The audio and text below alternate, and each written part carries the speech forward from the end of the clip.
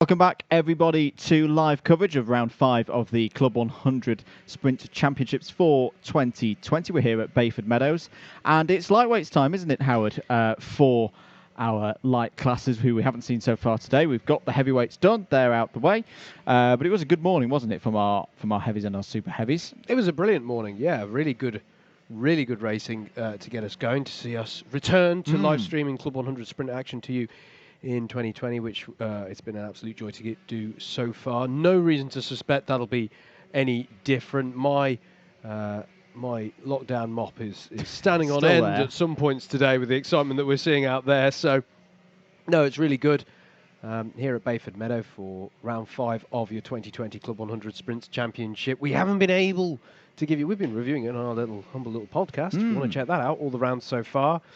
We've been to, I'm going to try and do this off the top of my head, we've been to Butmore, been to Shennington, been to Clay, we've been to Butmore again. Yep. And now we're here at Bayford Meadows. So that's where we're at in the championship.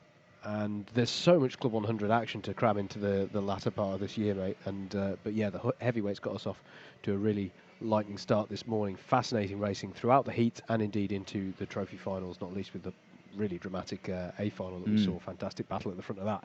So, as I say, no reason to suspect that's going to be any different now. We do it all again, which is great news for everybody apart from our voice boxes.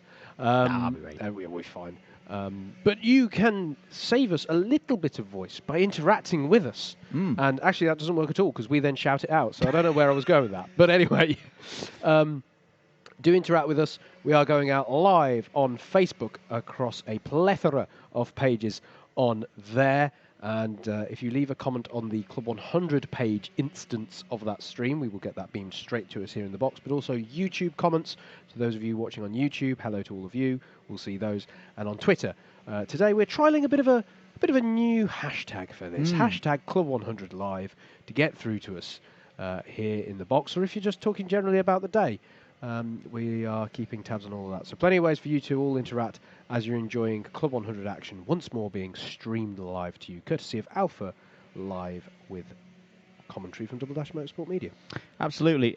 So you'll have probably seen some pictures before you came back to us here in the box. Karts are out on circuit for a practice session. This isn't part of today's racing, but it is our lightweight drivers out on circuit at the moment. It's getting some practice in, getting into the rhythm of this Bayford Meadows circuit. And we'll give you the live rundown of the timing.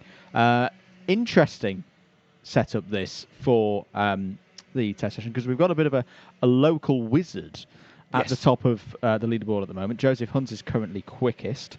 Jack O'Neill, a very strong driver, not just in this competition, but in the Sprint 60s as well so far this season. He's second at the moment, just 100th of a second separating the top two. James Martin third, Chris Powell fourth, James Wattis fifth, Mike Coppin sixth, Andrew Ward seventh, Rihanna Percox eighth, Bailey Morgan, who you'll have seen in the trailer for the Young Drivers Championship, he's in the top 10. Reese Pope wrapping out that top 10. I should say that I know some of those karts are being shared, so there may be drivers out there at the moment who are getting unnamed. For example, Mike Coppin, I know Callum Brule is out in his karts at the moment. It might also mean that there are some karts circulating that aren't fully leaded up. Yes, that as well, yes. Obviously, there's no jurisdictions on the weight, but once we do get racing, 75 kilograms for each of our drivers. Hello to Racing Roggiero, who says, forecast is a dry one. It is. Forecast is kind of similar to where I was at Rye House yesterday. It's been doing it in this part of the world pretty much all weekend. I was about to ask. There are some threatening clouds, but I don't think any rain coming out of them. And there you go. There's a null chance of rain, 18 degrees with a slight 9-mile-an-hour wind. And that's from JMW Forecast. So big thanks to JMW Forecast for that one. But yeah, it should mean that we're in for some very quick racing this afternoon. And let's have a run through, Howard, through Championship. I'm just going to pull up the scores on the doors. So as we say, we've had 4 rounds so far this season. And it's your reigning champion, Ed Bars, at the top of the times, at the top of the table, I should say, on 744 points, but a lot closer than we were talking about with the heavyweights, where Anwar Burrell-Smith obviously had that bit of a lead. Yes. Bit of a different story in the lightweights. Mike Coppin, who's had a bit of an up and down season. He had a great Bookmore Park to start the season. We talked to him about it on the Double Dash Motorsport Media podcast. Took a final win as well at round number 2. But then there's been some other not so good results in there, but hopefully they can be eradicated once drop scores start to come into play. But he is in second place on 730 points, so 14 points is the gap between Bars and Coppin. Dan Healy is third, 711. Chris Alcock is fourth, who finished third in the championship last year on 710. Daz Teal is fifth on 705. Then Rihanna Percox, Dan Truman, James Bottis, Josh Adams, and Chris Powell wrapping out the top 10. Let's talk C2. So this is the same as the heavyweights this morning. There's C1, C2, and C3 classes. The C2s, your intermediary class. So their current scores look like this. Fraser Brunton is your top C2 runner in the championship and I need my eyes testing.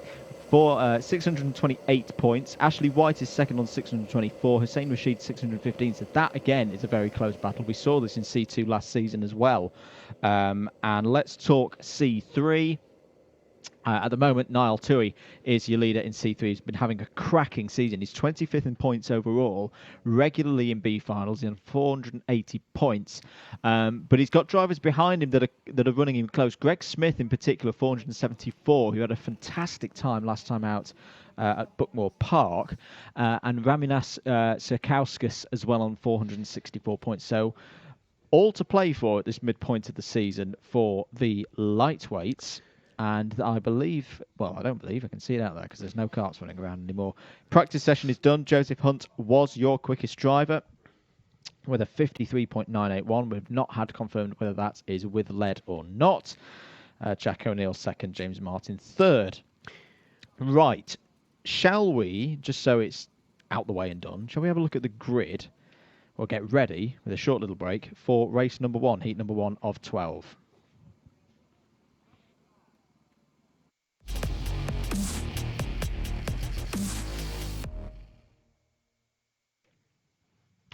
Club 100 in association with ROTAX, round number 5 of the 2020 Sprints Championship. This is your first grid for the lightweight sprints. Dan Truman will have pole position. Ned Douglas alongside on the front row. Rihanna Percox goes from row 2 with Steph Theodoru on that row as well. Ben Stone and the ever-experienced Keith Segal will be on row number 3. Let's move into the lower parts of the top 10. Cameron Moss and Callum Brewell go from the 4th row of the grid. Tom Fuller and Rob Newman go from row number 5. Rob Dowsett and Christopher Powell are on row number 6. Rogero Mendez and Jed Toole are on row 7. Jack Gobble and Chris Phillips are on row 8. James Browning on his own on row number 9. 17 karts in the field. Interesting names in that one, Howard. In particular for myself, looking at Rihanna Percox there on row 2. She's been having a cracking season so far. Rob Newman as well from the middle of the grid. Who else catches your eye in that 17 kart field, Howard? I think it's going to be interesting. We've got A4. Oh, that's very, very nice nature shot we just got there. Chris Powell. Having a cracking season, going from 12th on the grid in this one. Callum Brewell, Andrew, driver you and I have commentated on plenty over the last few years, obviously coming up through the BUKC ranks across multiple universities as well. So that was Warwick and Cranfield. Yep, Cranfield. Yeah, Cranfield, sorry, Cranford. Cranfield coming through that.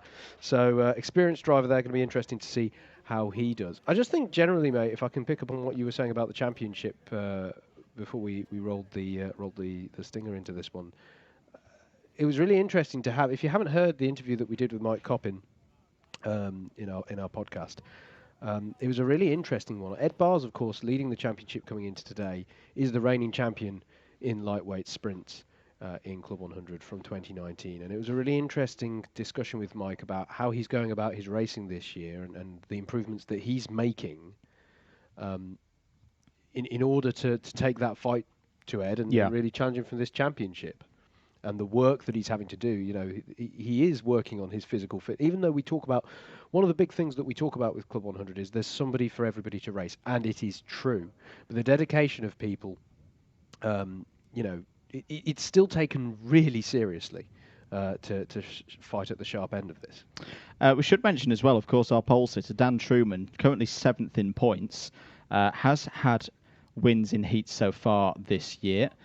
Took one at the last round at Buckmore Park. There's Rihanna Percox, number 27, starting from the second row in this first race of the day.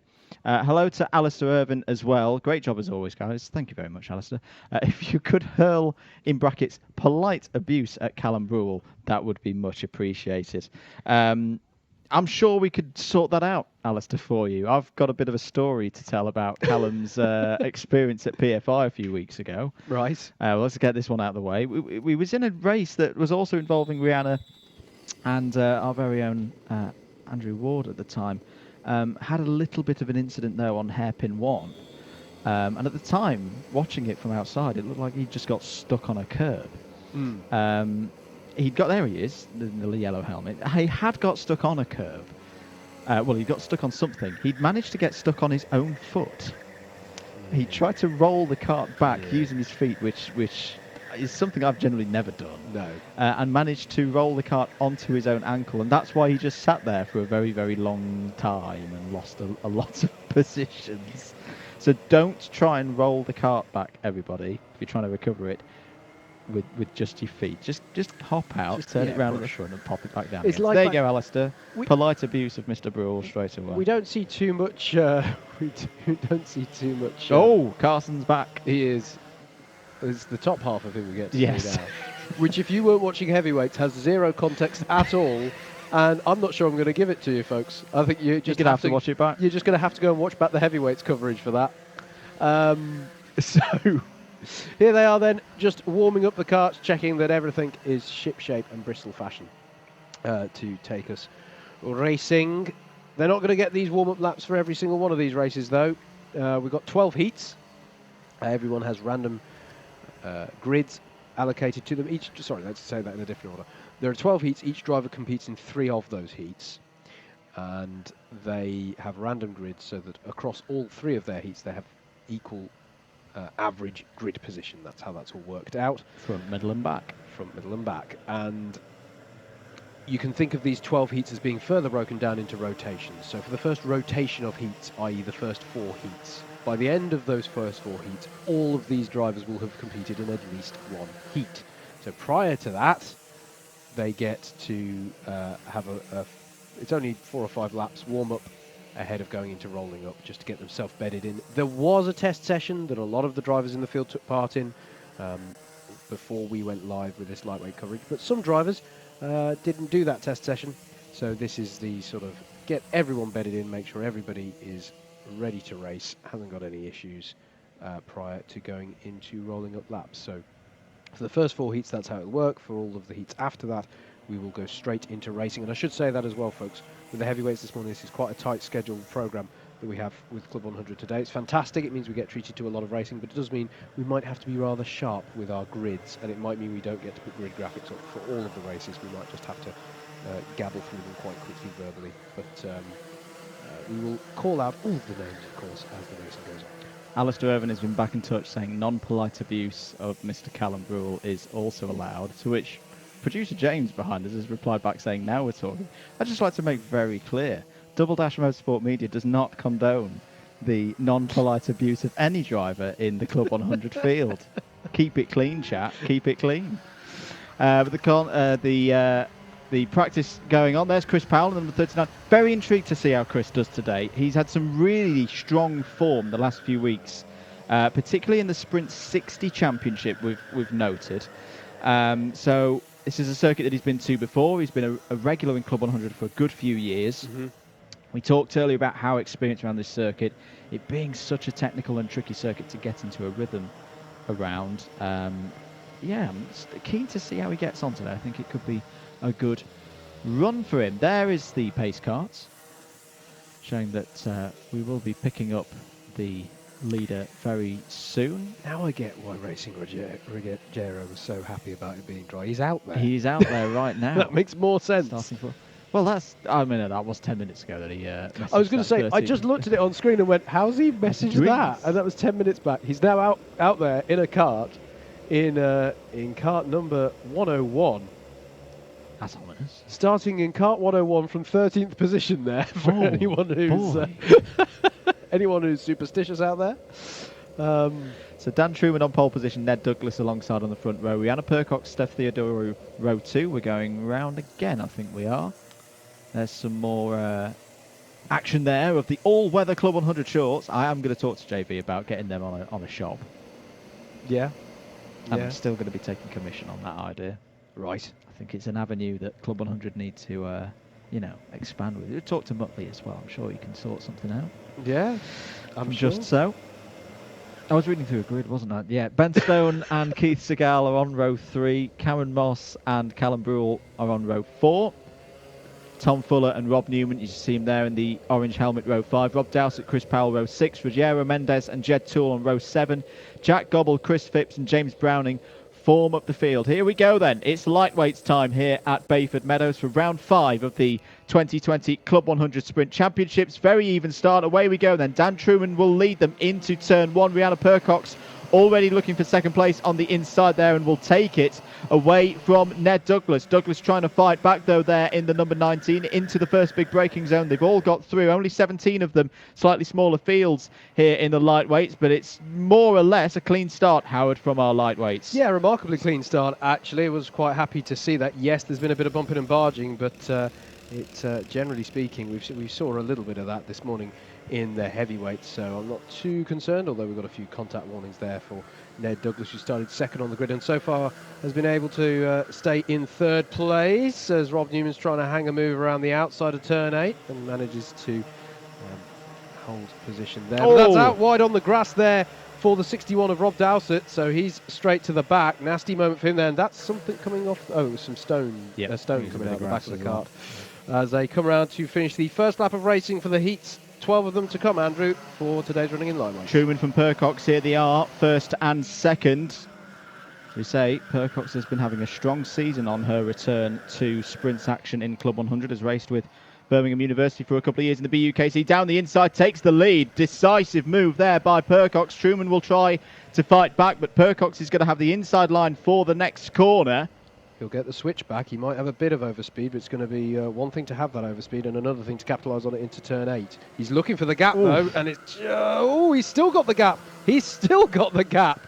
And they're immediately to racing out of the stops here, aren't they? This is very similar to what we saw in the heavyweights earlier today, that Bayford Meadows is really lending itself to some fantastic dogfights and battles for position. All the way throughout the lap, even if it's not a corner where maybe there's a conventional overtaking opportunity. It's about constructing a different line through that corner to give yourself the option into the next corner. Looking at a fight here between Keith Segal, Steph Theodoro and Rob Newman. Rob Newman makes it 3 wide. And I don't think Segal was aware that Newman was on the inside. Somehow all 3 of them managed to get through that without taking each other out. Yeah, and now Chris Powell now having a go. Indeed in that 39 there. So it's weirding me out seeing Keith Segal not in the famous Firestone suit that he's had for years, in a kart fight one there. Turns in, defends from Chris Powell. Chris Powell not able to get through there for, what's that going to be? It's going to be 7th place, isn't it, at the moment that they're fighting over. And look out just behind, Cameron Moss in the number 26 wants to get involved. Yeah, and Segal felt he had a chance now on Steph Theodoro as well, didn't he, in the 85 through turn 8. He did get alongside, but had to pull out of that one. But Rob Newman has already got a bit of a steal on this one, as now down the inside goes Cameron Moss, but there's a little tap on the rear there, and Chris Powell is back through and followed through by Ruggiero Mendez, who survived. He survived lap 1. He did. From starting from 13th and being in kart number 101. Tom Fuller just behind there in the pink and black helmet. The white details on it. Don't think we've given mention to number plates really briefly here. Red number plates are your Class 1 subclass runners, and black number plates are your Class 2 and 3 number plate runners. So that is Chris Powell, a Class 1 runner there, trying to execute a pass on Keith Segal as we cut back to the battle here over third, between Ned Douglas and Callum Brule. Just saw a penalty as well for Chris Powell. Thought that might be coming in. A bump and pass penalty for the move on Cameron Moss down at turn 1. He'll see that over start finish this next time around. So there'll be +4 positions for Powell at the end of this race. Ned Douglas, though, holding on nicely here ahead of Callum Brule. Yeah, over halfway through this race as well now. 7 minutes only for these heats ahead of the 12-minute finals later on. So it's about making those moves quickly and cleanly as Tom Fuller gets a pass in on Rogero Mendes, and ahead of them, Christopher Powell tries to get by Keith Segal, but Keith, experienced head, Andrew, proving as ever to be quite the defender, as is the 19 of Ned Douglas. But Callum Brule's going to have to hang it round the outside of 10 here. They're still side by side, heading towards 11. They usually have to sort themselves out. Callum does have to tuck in behind, and he's got to be careful here because Rob Newman is right on the scene and goes for it into 12 and 13. We haven't seen too many overtakes there, Andrew, because it's not actually that big a braking zone into 12. But Rob Newman shot for the gap, and he did make it work. Yeah, the door was open there. I can see why Callum was shaking his head, but Rob Newman is always going to send that kind of move. It was a bit of a block pass as Callum pulled in. As who's that off into? That's the last corner, isn't it? We'll try and track you. I think it's Jed Toole. It's Jed Toole who's off the back. But quite a few BUKC people in this one. I just noticed there, obviously, with Newman making the move on Brule. Don't forget, 25th of September, we will be at Clay Pigeon for, at last, the final rounds of the BUKC season. That will be streamed live here on Alpha Live with commentary from Double Dash Motorsport Media. So Friday, the 25th of September. Put that in your diaries. But what can Rob Newman do here? A former Baby Prem of the Year. We know his credentials. At the front of this one, still Rihanna Perkos, 1.5 seconds to the good now on Dan Truman, who's 3 seconds up the road from this battle here with Ned Douglas ahead of Rob Newman, Callum Brule, and Steph Theodoro there in the 85 on the back of this one. Newman has had a track limit warning. Nothing. I've seen nothing yet regards contact, and for me, yes, okay, it was a forceful move, but for me, Newman was in control of the kart at all times. You know, he'd locked it up, he'd balanced it on the corner, he was holding it to the apex. So, yeah, I can see why that's not been called for any kind of ABC of that nature. As I say, the door was open. Not many seconds of this one to go then. We'll go on to the 8th and final lap shortly. Percock still ahead of Dan Truman by 1.7 seconds. Ned Douglas, though, been really impressed with this drive, keeping his head down ahead of some very quick drivers. Looking like he can get some good points here. Goes defensive into turn 2. Fends off Newman through turn 3. Can Newman get one down the inside? Douglas will go defensive again. That's the correct decision at this stage of the race. Needs to keep it nice and controlled to not open the door to Rob Newman as they go through the infield section. Percox still leaning ahead of Truman. Here is Rihanna Percox. Into 8. Through turn 8. 2 wins so far in the heat, so this would be number 3 if Rihanna can get the number 27 round the final couple of corners. And as I say, what's been a very strong season so far for Rihanna Percox. Plenty of experience from the BUKC as well. Rihanna Percox will take the first heat in the lightweights. Dan Truman, good points for him in second. And a great result for Ned Douglas. Holds off Rob Newman there. Takes the C2 win. Callum Brule 5th. Steph Theodoro 6th. Great drive from Rogero Mendes as well in 7th. Tom Fuller 8th. Chris Powell in 9th but has a penalty. Good recovery there from Rob Dowsett as well, 10th place, having been forced out onto the grass on lap 1. Keith Segal, Cameron Moss, and Jack Gobble, and then Chris Phipps, James Browning, and Jed Toole. That was your order for that first race. Let's take a short break. Race 2 is coming right up.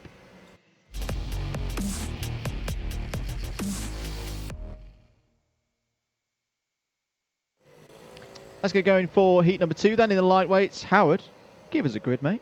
Okay, we have Tom Eastwood taking this one from pole with Jack O'Neill alongside Reese Pope, and Darren Teal make up row number 2. Row 3 is going to be James Wattis and Martin Theodoro. Row 4 is going to be Rob Langthorpe and Sebastian Block. Then it's going to be Eric Mignon and Mike Coppin on row 5. Row 6 will be Daniel Cohen and Claudio La Rosa. Bailey Morgan and Sam Morris will start this one on the 7th row of the grid. It'll be Niall Toohey and Andrew Rabbage on row 8. And then Peter Knight rounds out your 17 kart grid for heat number 2 of 12 in round 5 of the Lightweight Sprint Championships for Club 100 in 2020. Another interesting grid here.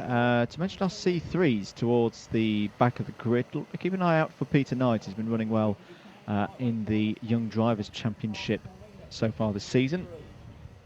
For more details on that, if you're a driver between the ages of 14 and 18, or you take care of a driver between those ages, go check it out on the website www.club100.co.uk. One more round of the Young Drivers Championship this year, and then, fingers crossed, back to a full schedule of 7 rounds for 2021. Keep your comments coming in, both on the YouTube stream, on Twitter as well. Use the hashtag Club100Live, tweet at @MM to get messages to us here in the box. Andrew Mather and Howard Mitchell from Motorsport Media for you today, and I can tell you, because I know there's a lot of his fans, a lot of his followers in the chat, you've just got to be a little bit more patient. There is some Super GT action live coming very, very soon. There is. But yes, race number 2, they're out for their 4 minutes of practice at the moment. We'll have seen some of the action from heat number 2. We may not necessarily have known how it finished. But Jack O'Neill, I think we've got to say, is probably the favourite for this one, Howard, on that front row. I'd say so. You've got the good grid position, and Jack's going to be absolutely on it in that number 50 kart. So I see no reason why you wouldn't look at him to be the favourite of this one. But it's not. We've got some very experienced people in the field. You've got Daz Teal to see how he gets on. And Mike Coppin, of course, second in the championship coming into today. Starting 10th, he'll be looking to move forward on that and score some good points to open up his tally for the day's running. Lightweights, of course, I'm not sure we've said this in this half of the stream. Lightweights and heavyweights running separately, of course, in order to minimise the number of people on site at any one time. So that's why, if you've followed Club 100 Sprints in previous seasons and gone, why aren't we switching between the classes? That's why we had all of heavyweights and all of lightweights. And I think the one thing we were talking about earlier, Andrew, is that means you've got a lot less rest time between these heats. So, if you had some really annoying heat in heat 1, you've just got to clear your mind and get yourself set up for a good run in the second heat. And likewise, if you've maybe ended up not in the final that you intended to, you've just got to gather yourself up quite quickly with this. Sebastian Bloch there in the 167. Interested to see how he gets on in this one today. A lot of experience in this grid, up and down it, including the sail all the way to the back as well with our C3 points leader as well. Thumbs up from Pace Kart Driver. We're ready to go here at Bayford Meadows for heat number 2. 7 minutes, a little wave there from one of the drivers, and away we go then. Good start for Tom Eastwood. Jack O'Neill's going to try and hold it round the outside. Not many people have done that so far today, and it looks like he's been forced out wide. Reese Pope's down the inside, could be going for the lead. No, Tom Eastwood forms back in. Still Jack O'Neill fighting around the outside. That's a good effort. It's hard to start there from P2, but he's done a pretty good job of it and has only gone down to third. Daz Teal's down the inside, and round goes Rob Langthorpe. Can everybody avoid him? Yep, pretty much. But that's not good news for Rob Langthorpe in the number 98 there. Yeah, no, it's not good news at all. And yeah, you're right, Andrew. We've seen earlier today in heavyweights quite a discrepancy for some of the races between the pole and anti-pole sides of the grid getting away. And it is a tough job that Jack O'Neill had there from grid 2. But he's been able to hold into third place, which is good stuff. So it's because of the long nature of turn 1, and obviously after that you've got all right-handers for quite a way until you get to really turn 5 is the first significant left-hander of this lap, and he's back past on Reese Pope there for second place now. So Jack O'Neill back up to where he started this one from in second place, and now setting about chasing down Tom Eastwood for the lead of this. He has indeed. Just to say as well, I don't think Sam Morris has completed the first lap, or might not be out there on circuit, unfortunately, the driver in the number 34. Yellow flag. Oh, he's there. He's there. He's there. So something has gone wrong for the number 34, which is a shame for him. Our other C3 drivers at the moment, Nartui currently leading ahead of Andrew Rabbage and Peter Knight. Mike Coppin did have a good first lap, Andrew, up 4 places into 6th place, so he's trying to work his way up the order. Darren Teal still in 4th place where he started this one. Change of position for 2nd confirmed as they come across the line, and here we are challenging for the lead now is Jack O'Neill down the inside of Tom Eastwood, and he's got the job done. That was a nice clean move there, Andrew, to get himself up into the lead. Yeah, it's classic Jack O'Neill. He's done this kind of racing so many times. As down the inside there for 3rd place goes Daz Teal on Reese Pope. Another clean move there. Curb warning for Mike Coppin. I did notice he had a big hop over the curb on the last couple of corners, so that'll be what that curb warning is for. But let's see what Jack O'Neill can do. Can he start to pull away now? Because there's some drivers in the shape of Daz Teal and that man there, Mike Coppin, who will be looking to try and catch up to him in the remaining 4 minutes and 40 seconds. But they've got work to do to clear other drivers. This is O'Neill's opportunity to get this win locked down with a good couple of laps here. Yeah, absolutely. Rob Langthorpe, we saw dropping down the order as a Class 1 driver. He'll be looking to try and get up as much as he can. What's happened to James Wattis? Yeah, James Wattis unfortunately falling down the order. Not quite sure why that's happened, but yeah, that seems to be the end of his race. He has come back over the line with a 64.815 that last time around, so not good news there. Cone penalty for 2nd place, Tom Eastwood. So that'll be +1 position at the end of this race.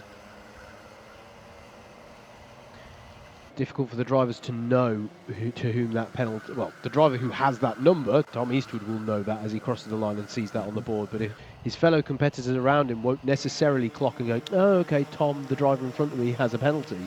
So you can expect them to still race fairly ferociously. You know, if you're Teal in 3rd place, you're not necessarily going to have clocked that it is the kart in front of you that has received a 1-place penalty, and so you don't need to worry. And besides, I think Daz Teal would probably quite like to get on up the road and challenge for the lead anyway, so it doesn't really change the battle as it happens during the race. For the next 3 minutes, you can bet a fair amount that everyone will still be trying to get past Tom. Good tactics there from Reese Pope. He just gave a little point to Daz Teal, who didn't have the best exit off of turn 3 and has now gone down the inside of Tom Eastwood. But there was a point there from Pope to say, no, I'm not going to attack you, the runner-up from last season. That would be pointless. As up the inside comes Martin Theodorio, and Mike Coppin's in there as well. Ooh, now I'd give that back, Mike, because that's going to be an ABC. He does. That's heads-up driving there from Coppin.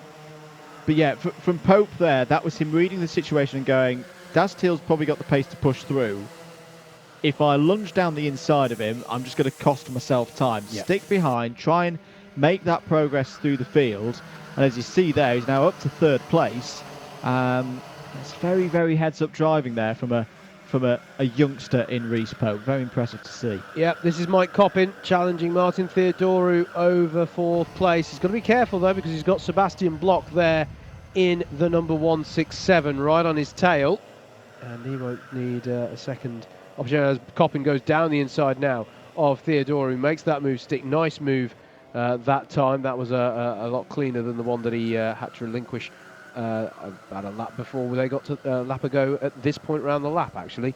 So Coppin now up to 4th place and will set about trying in the last couple of minutes to close the gap to the top 3, which has opened up to best part of a second. Coppin did receive a contact warning for the little incident we saw a lap or so ago. That will be because he let the affected drivers back through. 1 minute 24 on the clock. Jack O'Neill's lead is just over a second ahead of Daz Teal and Reese Pope. There they are. Reese Pope staying with Daz Teal as well, so it's not just that he's got a wise head on young shoulders, he's also got a lot of pace to stick with the runner-up from last season's championship. Mike Coppin trying to bridge that gap across to them as well, with Martin Theodore just behind. And Sebastian Bloch, again, having a very good run here. He's done a fair bit of racing in other series. And some owner racing as well, of course. Track limit warning for Eric Mignon. the number 45. Just see your leader flash through shot there, the number 50, Jack O'Neill. On to his last tour of the circuit now, Andrew, in this one. And it's been a fairly dominant performance by Mr. O'Neill. Got himself to the head of the field and has stayed there.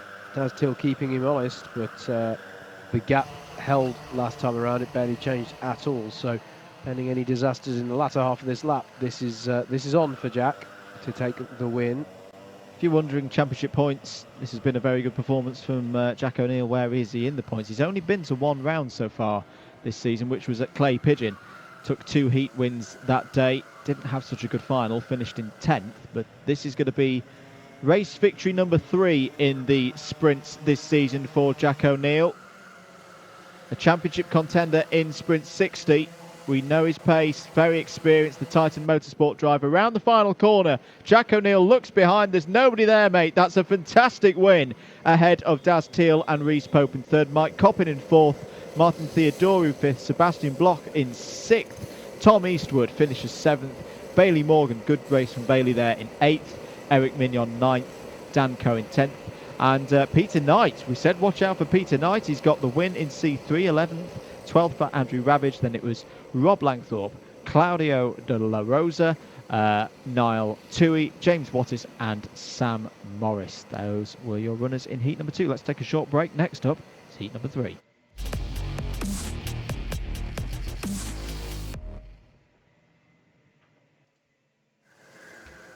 Heat number 3 then for the lightweights round 5 of 2020 Club 100 Sprints. Let's take you through our 16 kart grid for this one. Roger Davis will start with William Stacey alongside Joseph Hunt and Chris Alcock are row 2. Adrian Mertens and Andrew Ward make up row number 3. Jason Bradbury and Stephen Westwood are your 4th row of the grid, with Dan Seeger and Cameron Williams rounding out your top 10. Dan Healy and James Martin are on row 6. Row 7, and we're into our Class 3 runners here. Thomas Partridge and Raminas Sakauskas, and then Luke Dunnett and Anthony Amato. Now, just to explain that, our Class 3 runners, because they're Class 3, meaning they're some of the drivers with lower experience in the field, they start from the back of these grids. That's mostly that might sound harsh in some way, but that's actually got a lot of thought into it as to what it's like when you're starting out in Club 100 karting, because it's quite stressful if you get these random grids and they plonk you on, the front row, starting alongside a Rob Newman. So those sorts of things can be quite, those are difficult to do, and it can, lead to incidents and whatnot. So that's why Class 3 drivers start towards the back in that. But it's still interesting to see how they get on. Now, Andrew, one of the things to look out for in this, I think, is, and we gave a bit of mention when we were covering the times from the practice session earlier, but Joe Hunt starting in 3rd in this one. We understand this to be the same Joe Hunt who won the Senior Club Max Championship here at Bayford Meadows in 2018. And he's got a fair amount of experience karting around Kent, Leard and Butmore and stuff like that. So I expect him to be rather rapid around this here Bayford Meadows circuit. So could be one to watch. Could be what we would call a disruptor, in that he isn't necessarily in the championship, but he is very much going to be at the sharp end of some of these races. Yeah, he's definitely shown a bit of pace in the test session just before we came back on air. As you say, he's got a good grid position for this one. Keep your comments coming in. Hello to Stephen Rule, who says thanks for the support, Alistair. Obviously, in response to Alistair Urban's, loyalty to Warwick University teammate there. Yeah. Shall we use the term banter? Let's leave it at banter. So the kart's coming around then. Are we good for a start, or are we missing somebody? There's quite a gap in that grid. Yeah. So I think we are going to go around again, which may be a surefire way of saying we're going. And no, we're going. So here we go. Roger Davis in the 43 leads them away. Good start from the pole side of the grid. Look out for Chris Alcock in the 3, immediately going for the lead of the race, and he's got the job done. there as well in the number 3. But there's Andrew Ward down the inside of turn 2, side by side into 3. He's surely going to lose out on the inside, on the outside of that, and he does. But he's got himself up to second place nonetheless. Good start there from Andrew Ward, starting in the 32 from 6th on the grid, and there's impact in the mid-pack. It's Jason Bradbury in the 44 of James Martin as well, and it looks to me like Ward is still battling there for second place with the 43 of Roger Davis, our pole sitter, who's gone down the inside of turn 8, but is going to go very wide on exit. But he might be able to hang it on the inside of turn number 9 as the 29 of Stephen Westwood now gets involved in his red and white liveried helmet and suit. But it's a great start here for Chris Alcock, straight to the lead of this race. Oh, tyres have gone. That's the first time they've gone today. But a couple of other things to note on that first lap. Penalty for Anthony Amato, bump and pass. Takeout penalty as well for James Martin that compounds his issues. Just to say as well, Chris Alcock he came from grid 4. Yeah, I don't think I've seen anybody else. Big hit there with the tyre. Stephen Westwood taking those out. This is getting a bit too rough in this heat of the lightweights. And there may be some calm down boards coming out in a moment. Contact warnings for Dan Seeger and for Anthony Amato there. Well, this is all going to have shaken out in the order as they come over start finish. I mean, Chris Alcock, barring any disasters, has got this race won already. Great start, as we say, from P4, the driver who was 3rd in the championship last year and was awarded one of the prizes to test the Ginetta GT5 with Mutation Motorsports in 2019. And you know how good he is, but Alcock leading ahead of Davis and Amato, who, as we say, has got penalties already. Yeah, Anthony Amato, though, Andrew, running 3rd at the moment, is a Class 3 runner, so really good run for Amato in many respects. Yeah. But currently under pressure from Joe Hunt in the 116.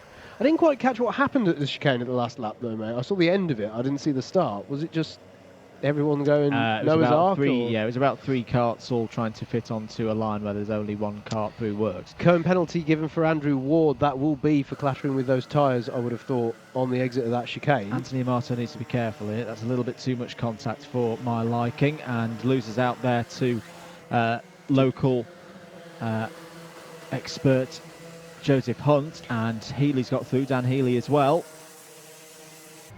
Absolutely. This is really nose-to-tail stuff here as Joe Hunt, and Healy's doing a good job here. He's just picking off the opportunities, isn't he?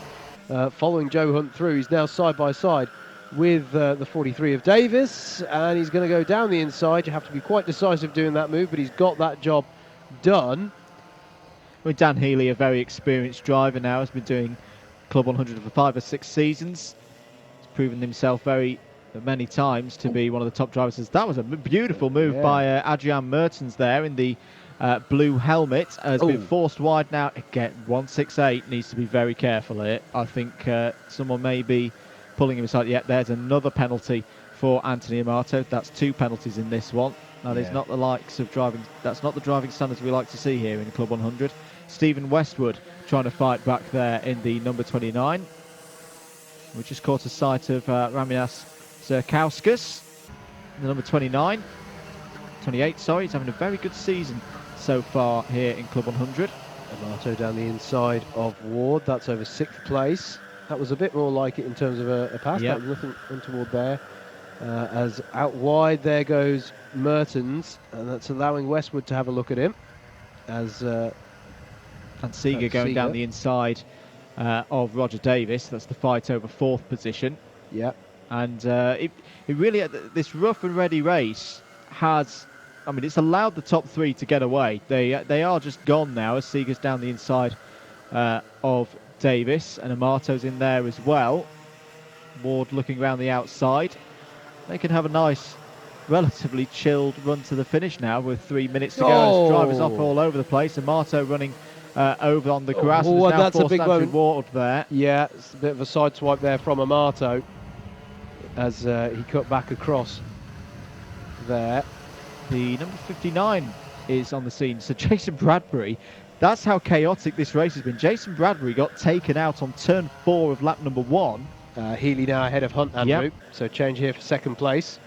Bradbury has been able to fight himself back up towards the pack and is now sat in 8th place. And actually, Andrew, they've done some really good job here of closing the gap down to Chris Alcock. I don't know if there's enough time to bring him into... Red flag, yeah. red flag.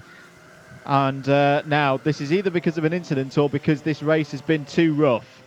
I'm going to be honest, that is probably one of the worst races I've seen in Club 100, and I think talking to the drivers might be coming. Yeah, I have to say, mate, that was, you don't like to say it, but that's the scruffiest driving we've seen today by quite some margin. We have seen this happen in BUK very, very rarely, I should stress. Very rarely, but I have seen this happen in BUKC before, where race control have called a race to be finished simply because they don't have control of the pedals. Chris...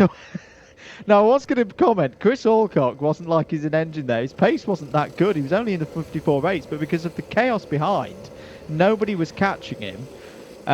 So this is not confirmed, ladies and gentlemen. I think this race has been called. Well, all 14 karts were in shot just then, mate. Yeah. I'm just going to say that. So there's nobody who's had an incident and come to a stop out there. I think this race has been called off because of poor driving standards. I don't like saying that, but as you say, Howard, all karts have come into the pits. Nobody is stuck out there and in trouble having had an accident. But we did see some close calls. He's got one of those looks on his face of, right, I'm going to have to go and have a chat with people here. I think we should be fair here, mate, that viewers who have been watching the stream all day and saw what was in heavyweights this morning, you can tell that was not the standard that we are used to and expect here in Club 100 Racing. And as much as everyone is here to have fun, it's got to, I know it sounds a bit mumsy, but it's got to be safe. You know, it's got to be safe. And some of the moves we were seeing there were not safe. No. And that's the key thing here. You know, the officials, Club 100... All drivers being called into a driver's briefing. That's understandable, because if it's not just a case of one group of drivers needing to be told, the whole field needs to be told. That is not acceptable. As I say, I've seen this once before at a BUKC event. I've seen this twice before at a BUKC event. I think I've seen it twice before as well. One was a qualifiers. So keep your comments coming in. Super GT is the next driver out, in the next race, I should say, for those following Steve and his progress. I just caught a little glimpse, or not a glimpse. What's the hearing equivalent of a glimpse? My brain's gone to mush. A snippet? A snippet, yeah, that'll do. That JV obviously not too happy. I know I'm in the corner. I'm not Dictionary Corner, though. I can't... If you are enjoying the commentary, do give us a like and a follow on Facebook at Double Dash Motorsport Media, at Double Dash MM on Twitter and Instagram as well. I think we're going to come back to us here in the box. It's been a long day. It's been a long good weekend. day. Yes, a very good day. This This is the first stoppage that we've really had to the action. Yeah, in many respects. So, you know, it's unfortunate, but it's got to be done. I think you and I both have it. We get this sort of, I don't know, what do you want to call it, a sixth sense for this, when you're just there going, this isn't quite as nice as we like to see. Yeah. And that one was getting a little bit spicy. Well, no, I will stress, I've only ever done this once, ladies and gentlemen. I know what it's like to be out there and calling the incidents, and when there was so many like that, you can't call them. You can't actually be fair to the field. So in that place, you've got to nullify it, because there'll be people being sent to the realm in various ways, and the people sending them will not be getting the repercussions. We're going to take a short break. We'll be back shortly with race number 4.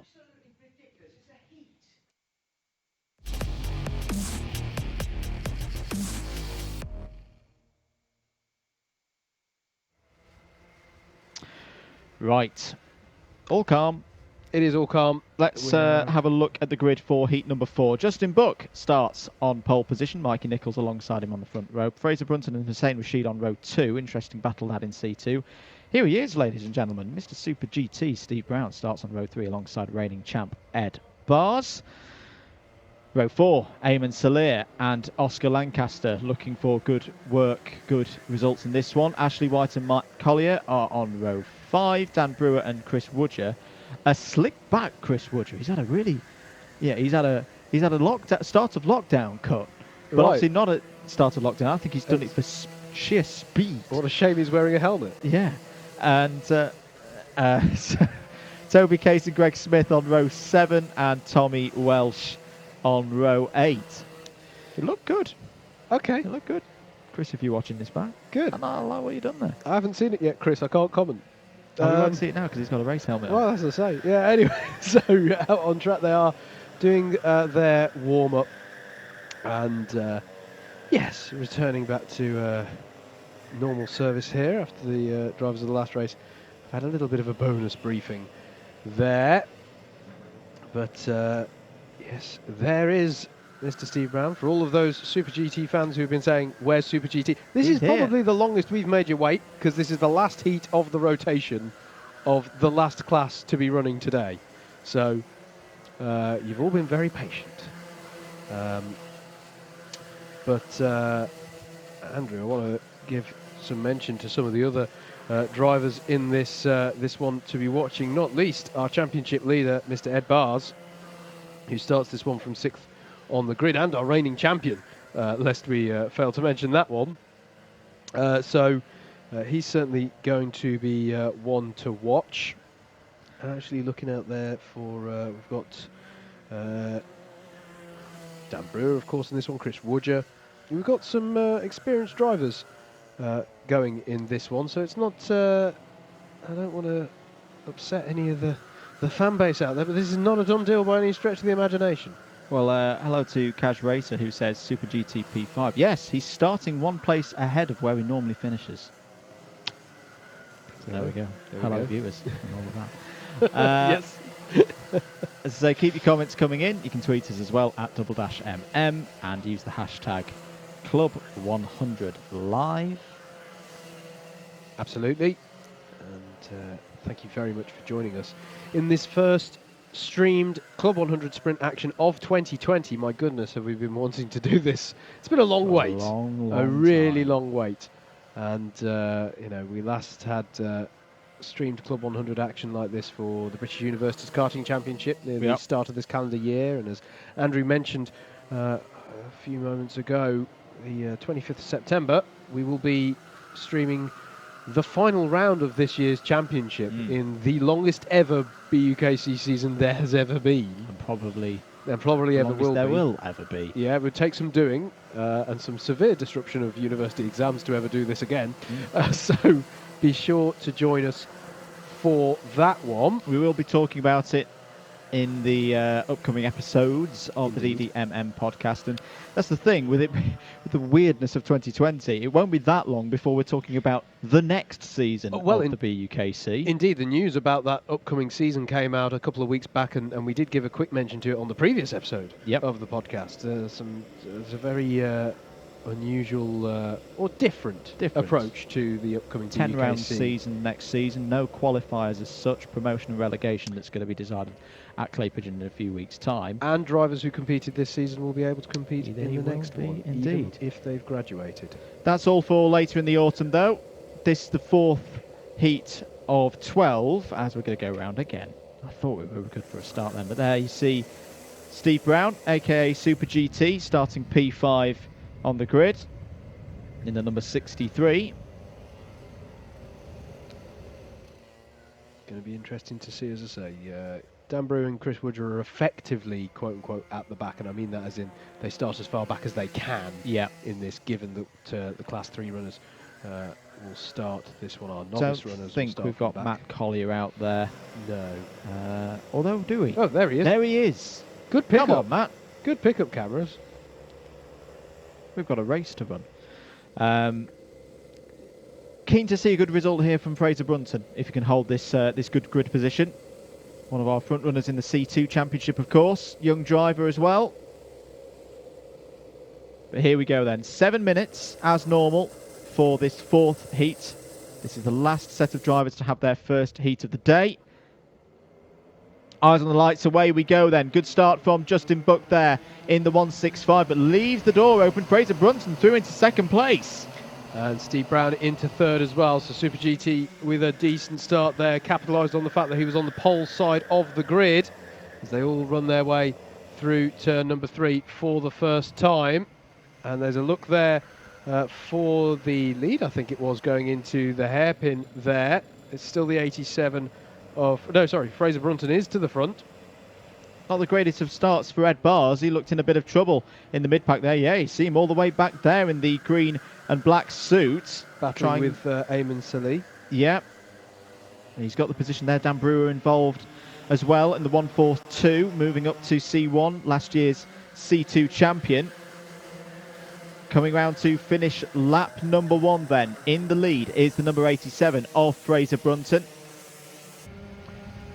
followed by Justin Buck. But here comes Super GT. Steve Brown up the inside, going for second place. Nice move there. Can he hold on to it? He's still got to get it locked down before the hairpin. He does so. So that's Brown up to second place. Ed Bars now challenging Hussein Rashid in the number 11 into the hairpin at turn number 5 and has got the job done. So Bars on the move as well, and he'll now try and set about putting some pressure on Mikey Nichols ahead in the number 37, running well in fourth at the moment.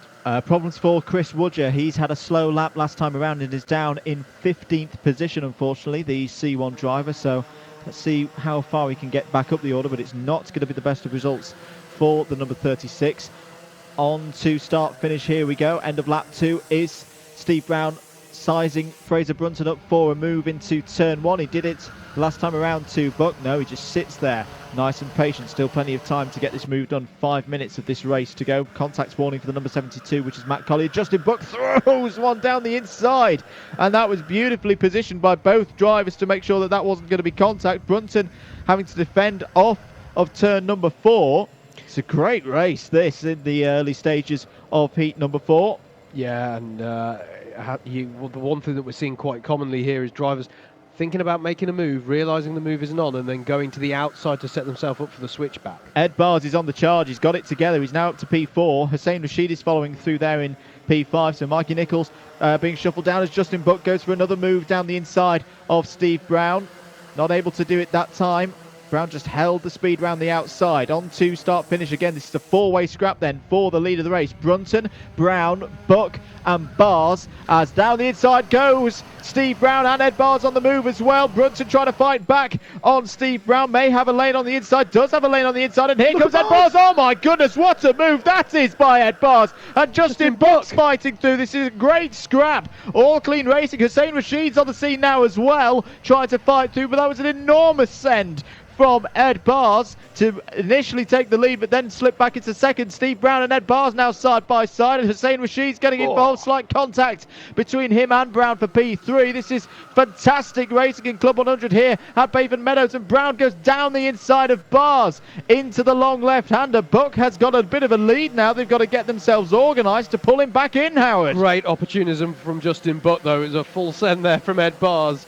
But Justin Buck really read that one beautifully to get himself into the lead, and as they all squabbled over the scraps, he's managed to pull out this slight breathing space of half a second. So it's Justin Buck in the 165 now, half a second ahead of Steve Brown there in the 63. Ed Bars right with him, and Dan Brewer, who we have not mentioned at all, has managed to get himself up into 4th place there, and here goes Steve Brown for the lead down the inside of 5 on Justin Buck. Buck's going to go defensive, and look out for Ed Bars. Ed Bars, the opportunist there, coming in and taking second off of Steve Brown. Now Dan Brewer is going to be having a look at Steve Brown, but I think the opportunities have dried up for now as Steve Brown goes down the inside of Ed Bars. Caught Bars napping a little bit there. Bars is now on the outside of 9 as well, so he's not going to be able to respond back. Or is he? Yes, he is. He's going to get his nose ahead for turn 10. This is crazy stuff here between our top, 6 drivers are at least nose to tail here. Hussein Rashid has joined onto this.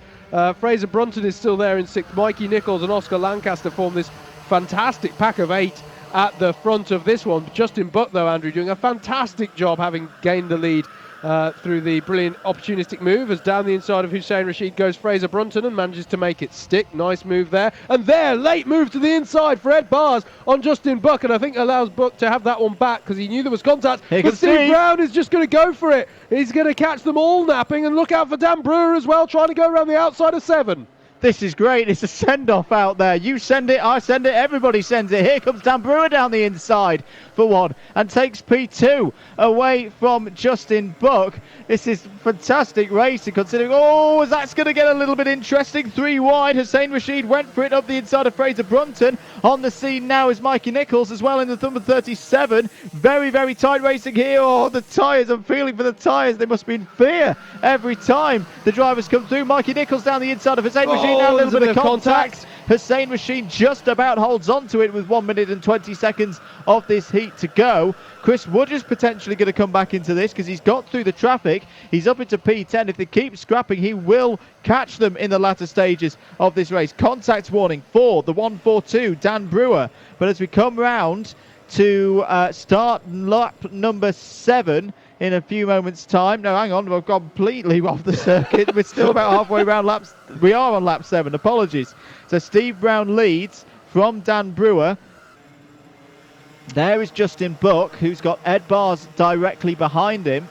I have to say, in all of the action, Dan Brewer went round the outside of Ed Bars at turn 7. I just want to highlight that one. That's one that I spotted, clocked at the time, and then went, what? Fastest lap of the race from Dan Brewer then, onto the last lap. He's really going to try and pressure Steve Brown here at the head of this field. It's a personal best from Steve Brown. The gap has only gone down by a few hundredths of a second, but Brewer is there and ready to pounce should the opportunity arise. Meanwhile, behind them, look at this, between Justin Buck and Ed Bars. Buck defending any which way to try and put off Bars from making that move. Behind them, Hussein Rashid has got a bit of breathing space now against Mikey Nichols and Fraser Brunton, who managed to get back past Oscar Lancaster on the last lap. As Steve Brown leads them into turn 8, takes a nice wide entry, which will give him good pace through turn 9 and round just the right-handers to go now, and the last chicane for Steve Brown. But what a race it's been. We've seen battles throughout the field, throughout the race, but it is going to be Steve Brown, Super GT, who comes through to take his first heat win of the day in heat number 4 and end our first rotation in the lightweights. It's Dan Brewer in second, Justin Buck in third, Ed Bars in fourth, fifth for Hussein Rashid. Then it's Fraser Brunton, Mikey Nichols, Oscar Lancaster, Ayman Salih, Chris Woodger to round out your top 10, Ashley White, Matt Collier, Greg Smith, Tommy Welsh and Toby Case round out your 15 karts. My goodness me, on we go to heat 5.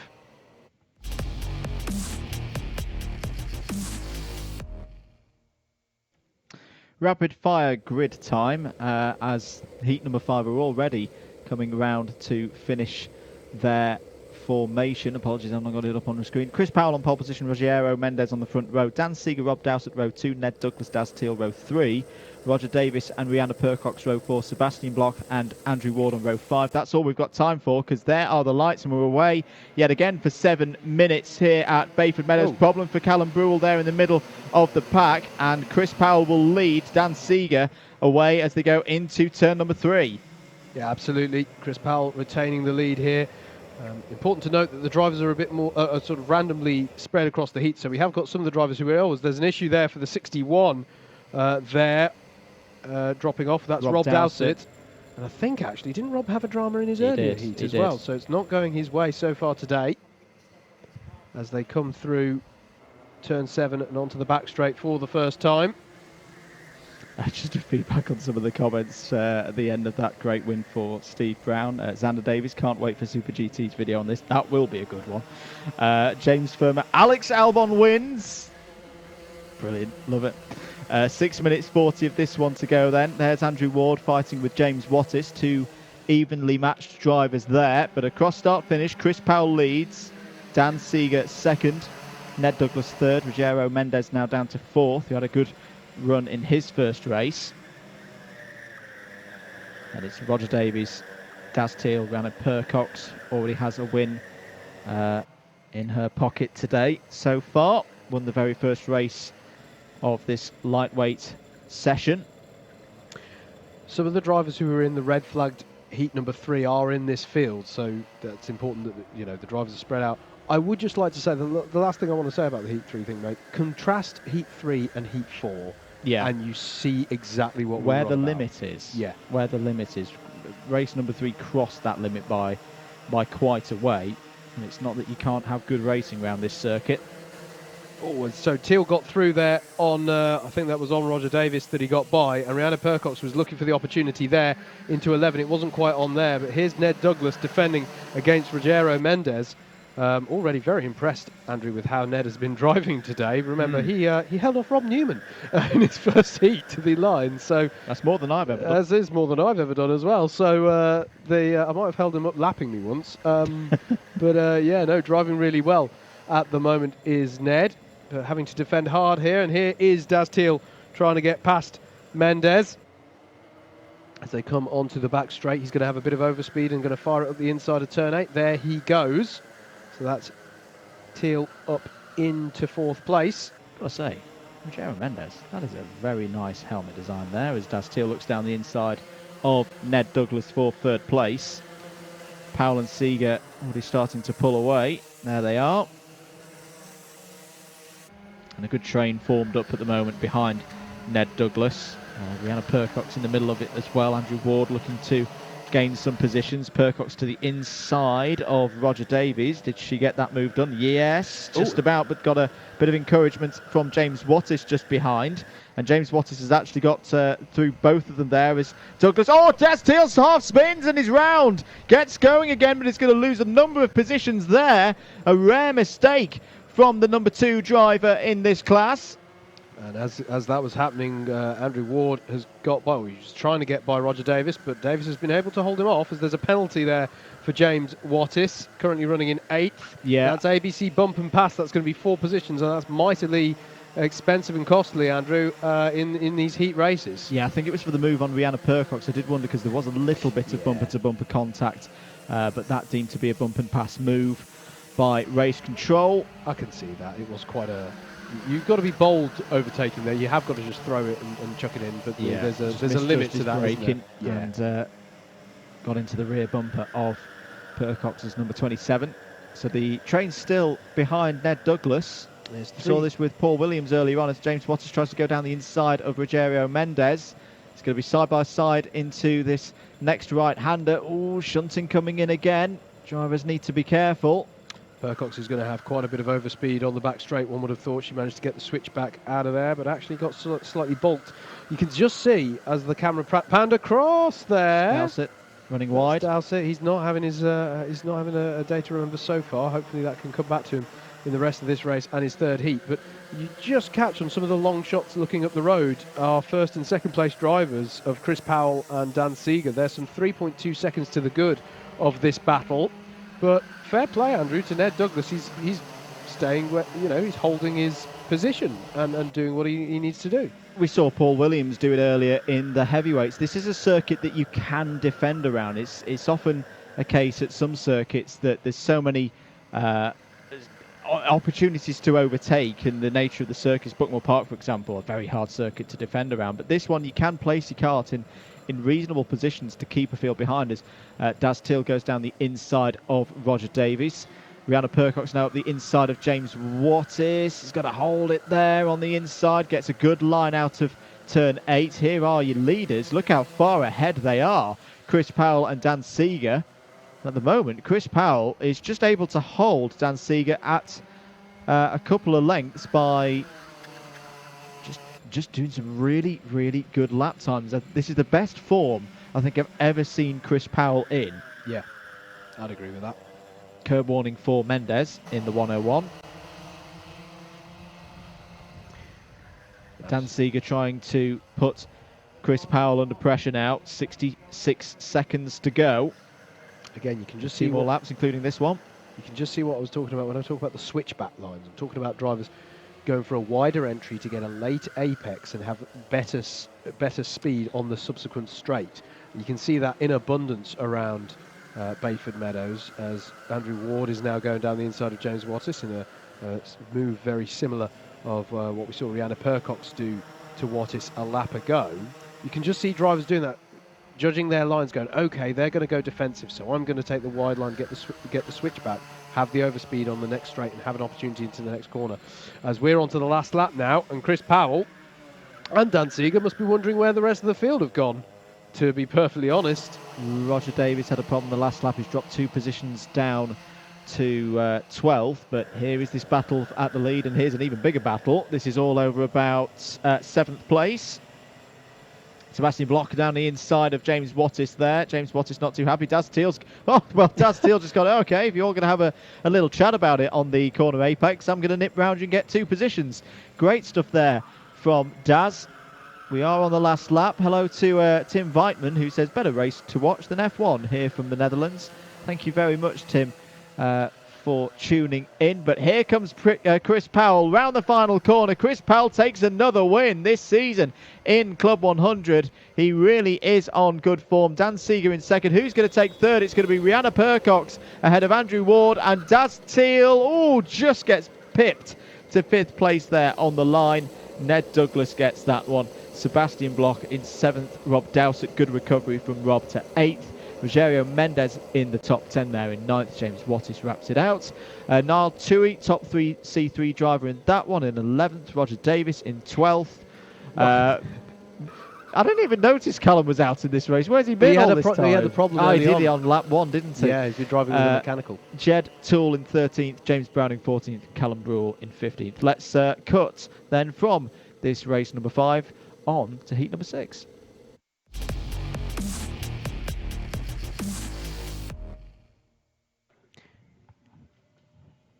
Heat number 6 then for our lightweights in round number 5. Claudio La Rosa will start this one from pole, and then it's going to be Bailey Morgan alongside Eric Mignon and Matt Collier make up row 2. Jack O'Neill and Steph Theodoru are row 3. Row 4 is going to be Hussein Rashid and Reese Pope. Stephen Woodward and Martin Theodoru will make up row 5. Row 6 will be Eamon Salih and Adrian Mertens. Peter Knight and Sam Morris will be row 7, and then row 8 is going to be Greg Smith and Anthony Amato. That's how they line up then for heat number 6. We'll be halfway through the heats at the end of all of this. They come very thick and fast, do these heat races, but it does mean that we get plenty of rapid sprint racing action, which is great to see. Drivers competing in these 12 heats. I say each driver competes in 3 out of the 12, and there's 20 points on offer, championship points on offer for the win, but it's also about setting yourself up for the best grid for your final race. We have an A, B and C finals race, and there are 130 points on offer to the winner of that A final. And then all the points work their way down through the finals. If you have a terrible time of it in the heats, there are opportunities for you to get promoted up through the finals. The top 4 finishers in the C final get promoted to the B final. The top 2 finishers in that B final get promoted to the A final. Plenty of opportunities for you to work your way up. As we are going around again. So, you know, important for these drivers to get as good a result as possible. We keep talking about subclasses as well, class 1, 2 and 3, and we've spoken about the number plates. Red number plates are your class 1 runners. All of these runners are scored together though, they're not scored independently, so you know every position counts in terms of gaining points.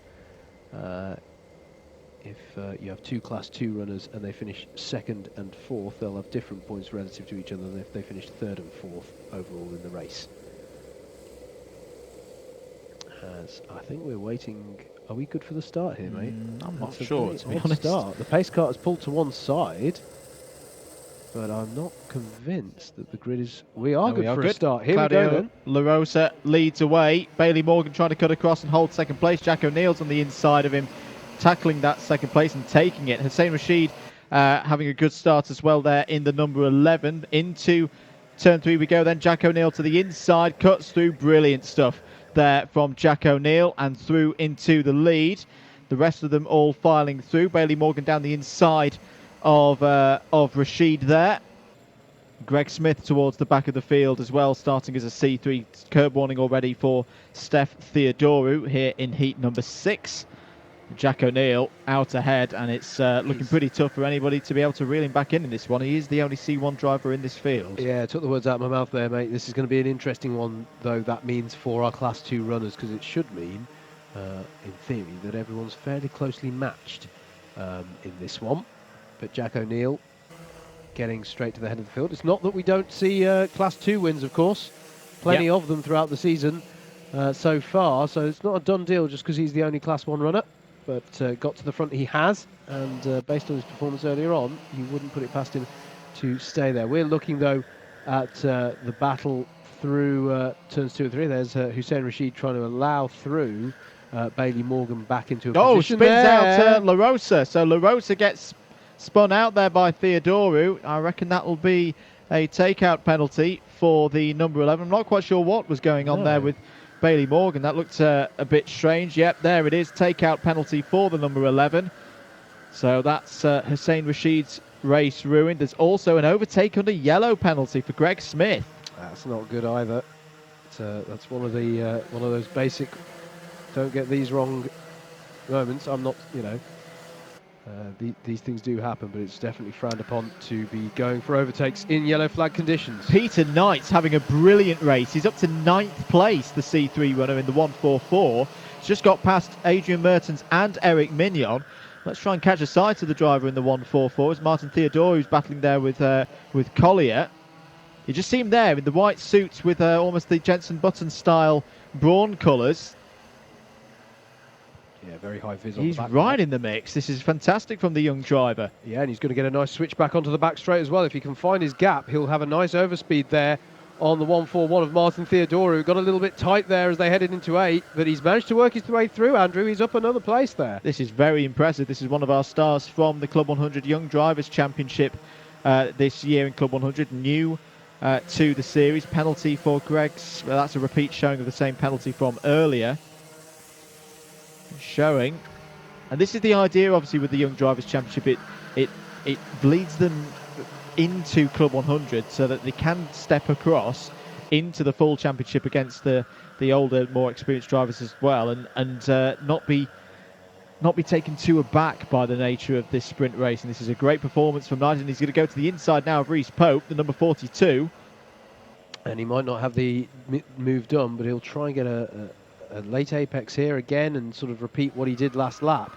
Get a bit of overspeed on the back straight and see if he can't execute a pass. But actually it is the 42 of Reese Pope that goes down the inside of Matt Collier, the 72, in a move for 5th place. And there's Martin Theodore trying to get the move back, and he does get the move back there on Peter Knight in the 144. As they head towards the chicane. He had a little think there, I think, about a move into the chicane, but it does tighten up quite a bit there. Here's Hussein Rashid in 3rd place, holding off the 85 of Steph Theodorou. I don't think we've mentioned much getting up to that position, but here he is. He's got his nose alongside and will go down the inside of 2 and 3. Nice move there from Steph. Got the job done, and he's now up into 3rd place ahead of Hussein Rashid, who, of course, does have a penalty to be applied here, as behind them, Martin Theodorou goes down the inside of Reese Pope. Matthew Collier having a good run so far in this one. Good to see him up there solidly in the top 10, the number 72. It's a good point, actually, mate. We haven't really mentioned Bailey Morgan in 2nd place, have we? This is really good representation here from the Young Drivers Championship.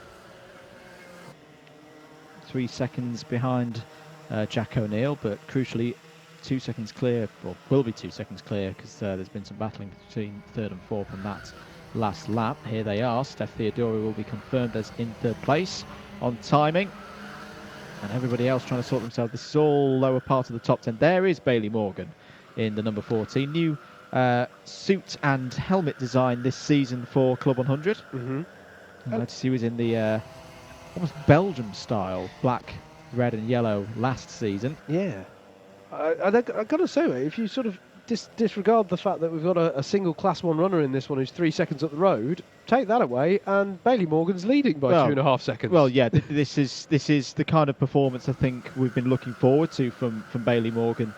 He's an experienced head now in these Club 100 karts, youngest driver in the field. He's been doing a lot of racing, not just in the sprints, but in the E60 Championship as well, which has been giving him a lot of strength as well. If you think those Ironman races where you're doing 25 minutes of practice qualifying and then going into a 60-minute race solo, that is not easy for that's not easy for anybody. It's definitely not easy for a 14, 15-year-old.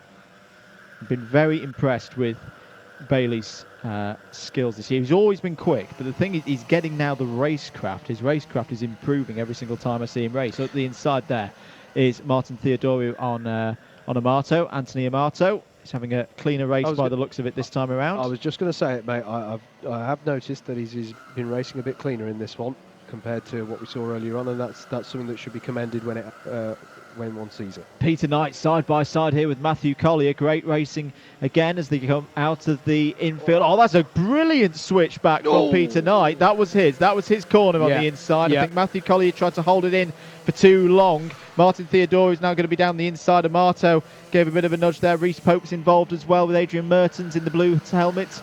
That's unlucky for Collier.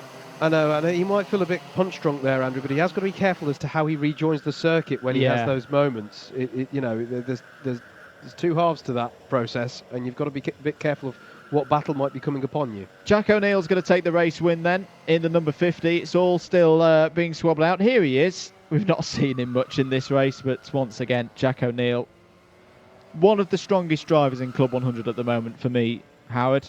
Yeah. It's great to have him here in the sprints. He's going to come round the final couple of corners and make it 2 from 2. Could he make it 3 from 3 and do well in the final as well? Over start finish. Jack O'Neill takes heat number 6. Bailey Morgan takes a brilliant second place. Look how far clear he is of everybody else. Third is going to be Steph Theodoru. Rashid 4th. Peter Knight P5.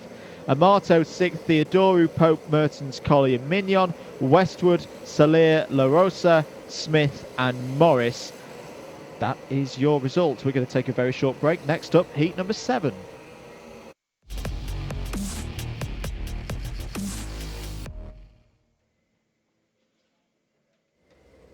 Here we go with heat number 7. Then it's going to be Dan Healy on pole for this one with James Martin alongside. Rob Newman and Cameron Williams are row 2. Row 3 it's going to be Will Stacey and Mikey Nichols. Tom Eastwood and Joseph Hunt are your 4th row. 5th row is Fraser Brunton and Tom Fuller. Then it's Ed Bars and Jason Bradbury, Keith Segal and Luke Dunnett, Thomas Partridge and Toby Case, and Raminas Sakauskas in the 17th position of this 17-kart grid. Away we go then for another 7 minutes round. Bayford Meadows, good start for Healy, good start for Newman as well, with Martin trying to hold in some form of decent position. He's done so. He's slipped there into 3rd place. Clean start here from this group of lightweights into the first braking zone as Joseph Hunt got a little bit loaded up there but controlled it well. Ed Bart is trying to fight his way through. This is his second of the races where he has to do some overtaking. Contact warning for Tom Fuller. Jason Bradbury getting involved there in the middle of it all. Fraser Brunton looking racy as well, Andrew. I think it was he who was really trying to get past Joe Hunt into turn 3, and he did have a look and get the job done through the hairpin at turn 5 as everyone's going side by side. Through turn 8, they managed to keep it together. They did just about. So there's the reigning champion. Where can he finish in this race? Down the inside there of Cameron Williams. Will have the inside line for the chicane. Slips in behind. Cameron Williams does well to avoid the tyres, I have to say, on the exit of that chicane, mate. It's easy to collect those if you're forced out wide, as there's a penalty for Jason Bradbury.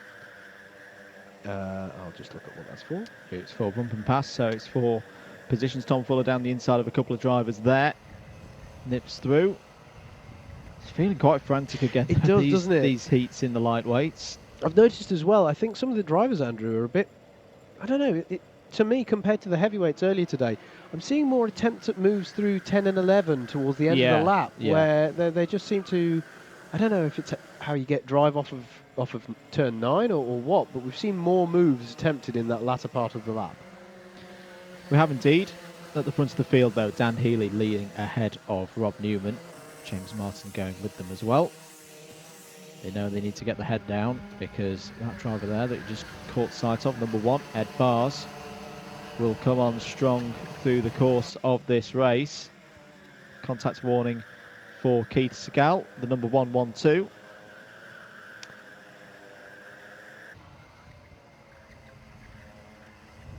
Oh, was that a stationary car on the outside? I think it was a tester. Oh, okay. Too much to worry about. It was indeed. Yeah, it was. So there is Rob Newman in 2nd place, trying to not give Dan Healy the pleasure of pulling away from this field. And James Martin in 3rd will be wise to that as well. We've got some fairly experienced heads on our top 3 drivers here. And they will know that with sprint racing you want to lose as little time as possible battling until it really matters to do so, which when you're at the sharp end of the field like this is towards the end of the race. Good driving so far from Mikey Nichols. In fact, I think he's been driving well throughout his first couple of heats today. Keeping in touch there. Here is Fraser Brunton now under pressure from Ed Bars and Joe Hunt, who, as we mentioned earlier today, is quite the experienced and successful racer around this Bayford Meadows Circuit. So this is an interesting battle here for 5th, 6th and 7th. And then behind them is the battle over 8th, currently being led by Tom Eastwood with Tom Fuller battling away. Eastwood had a penalty of yes, he did. in the first heat, penalty. so he'll be looking to have a clean one here to secure some good points, set up the best possible grid position. And here is Ed Bars trying again. Ooh. That turn 10 move that I was talking about, and that's going to open the door for Hunt. And Hunt is through on Bars. Does Bars come back into the chicane? It's going to get very tight. Yes, he does. Nice little exchange between those two there, and they did manage to keep that clean. But as I say, mate, more overtaking action in the latter half of the lap than we saw earlier today in heavyweights. How about that from Fraser Brunton as well, not being phased by the reigning champion being up his inside. Young driver growing in confidence in this series. Tom Fuller down the inside there of Eastwood, and Bradbury's going to try and follow through as well there in the number 59. Does so. Nice move there by Jason Bradbury. Just to mention C3 as well. Toby Case having a strong run here in 11th at the moment, ahead of Cameron Williams and Keith Segal, both C2 runners. As what are we looking at here? This is Bars and Hunt once more, trying to get back on terms with Fraser Brunton. Very wide entry that Bars took into 8th there. He either felt he was not under threat from Hunt, or he's conscious that they are both working together here. Dan Healy, Andrew, able to keep Rob Newman and James Martin at arm's length here. Yeah, it's been a very nice drive from Dan Healy. The pace has been good. He's kept the pace up. He's just on a 54.340, so he's actually pulling away from Newman and Martin at the moment. And it's just what you want to do when you've got those good positions. Get yourself out front, head down. Don't worry about what's happening behind. It'll still be good points if you do lose the lead, but on this kind of form, I think it's going to be very, very difficult for Newman and Martin to catch the number 4 up.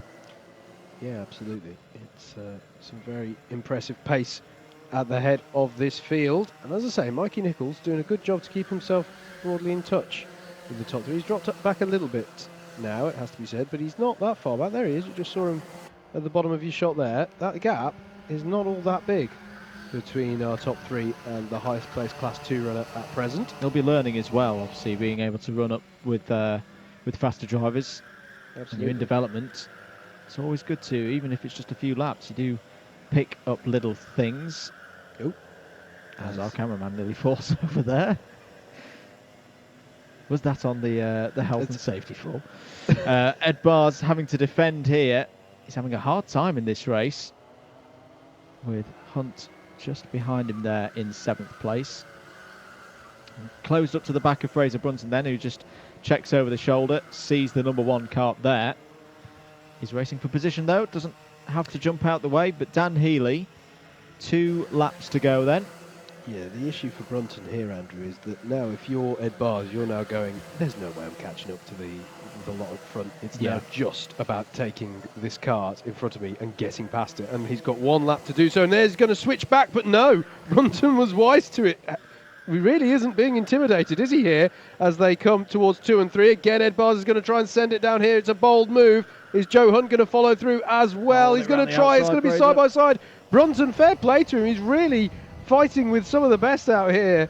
And yes, he got taken by Ed Bars there, now up into 5th place, but doing well is Fraser Brunton to hold position. That was very good. You know, he got worked offline, but gave Ed Bars the room, but was thinking, okay, I'm not going to win this position with Ed Bars.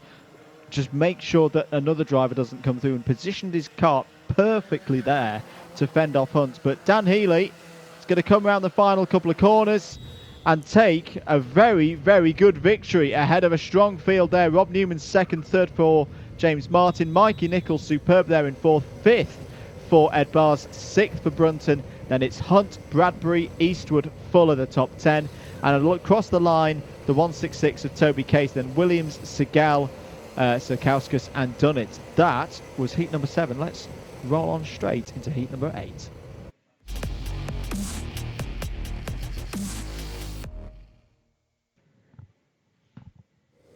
He narrate then of your lightweights for round 5. Dan Brewer on pole with Chris Woodger alongside. Ashley White and Mike Coppin make up row 2. Row 3 is Dan Cohen and Ben Stone. Then it's Chris Alcock and Dan Truman on row 4. Justin Buck and Oscar Lancaster round out your top 10. Cameron Moss and Rob Langthorpe are row 6. Row 7 is Steve Brown. Super GT fans rejoice with Tommy Welsh alongside Andrew Rabbage, Goppel and Phipps. And that's them, and away we go. And Dan Brewer leads them in the 1-4-2 there through turn 1. Chris Woodger's going to be out wide. In fact, they both go wide, and I think that's allowed Ashley White through up into the top spot there as they stream their way through turns 2 and 3. Jason Buck in the Justin Buck, excuse me, in the middle of a fight once again, as he was through his first heat, as they all stream through for the first time. Mike Coppin with a cracking start, Andrew, up from 4th, up to 2nd place already. Is indeed. In fact, that was a disaster start for Dan Brewer in many respects. Having started pole, I did not expect him to have gone back that far. Coppin down the inside of White, going for the lead, gets the lead, and his good mate Chris Alcock is not too far behind as well, trying to go around the outside of the number 64. That's a bit brave, Chris. Oh, brilliant by Dan Cohen. Cuts to the inside, he's going to have 2nd place. Yes, the driver double duting this weekend. I saw him yesterday at Rye House for a bit of RHPK. This is good stuff from Cohen into, and look at this, Truman down the inside for 2nd place now through turn 1, side by side as they sweep through turn 2. Turn 3 is next.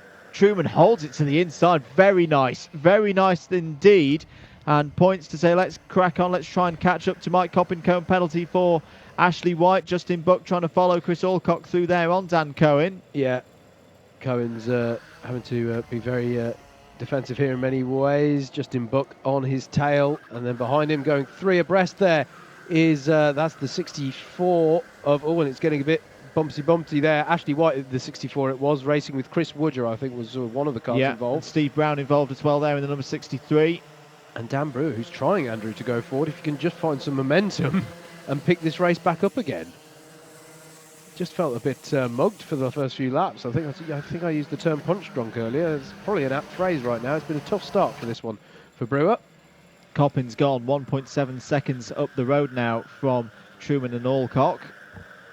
And we'll try and work together with Dan Cohen to just start to stretch this field out a little bit, because ever whilst it's tight like this, Howard, you look at the number of names there: Woodger, Brewer, Brown. They're all still in the mix for getting, at the moment, P2. Yeah, you say that, by the way. I have to say, Alcock was looking pretty racy there coming out of turn 3, and he's looking racy again here on Dan Truman. So this isn't working together at all, and Truman's going to come back at him, lean on him slightly through 9. I said earlier today how this feels almost to me sometimes like the car. He's got the job done, has Chris Alcock. So Alcock wasn't interested in working at all there, Andrew. He's got himself up into 2nd place, and this is what I was saying earlier today. It feels sometimes like a touring car race around Thruxton here at Bayford. It's just sort of, side-by-side action through fast corners, a little bit of leaning here where it's okay, within reason. And there goes Justin Buck trying down the inside of Dan Cohen. Cohen's going to come back at him, though. And look out for Chris Woodger in the 36. He'll be looking to capitalise.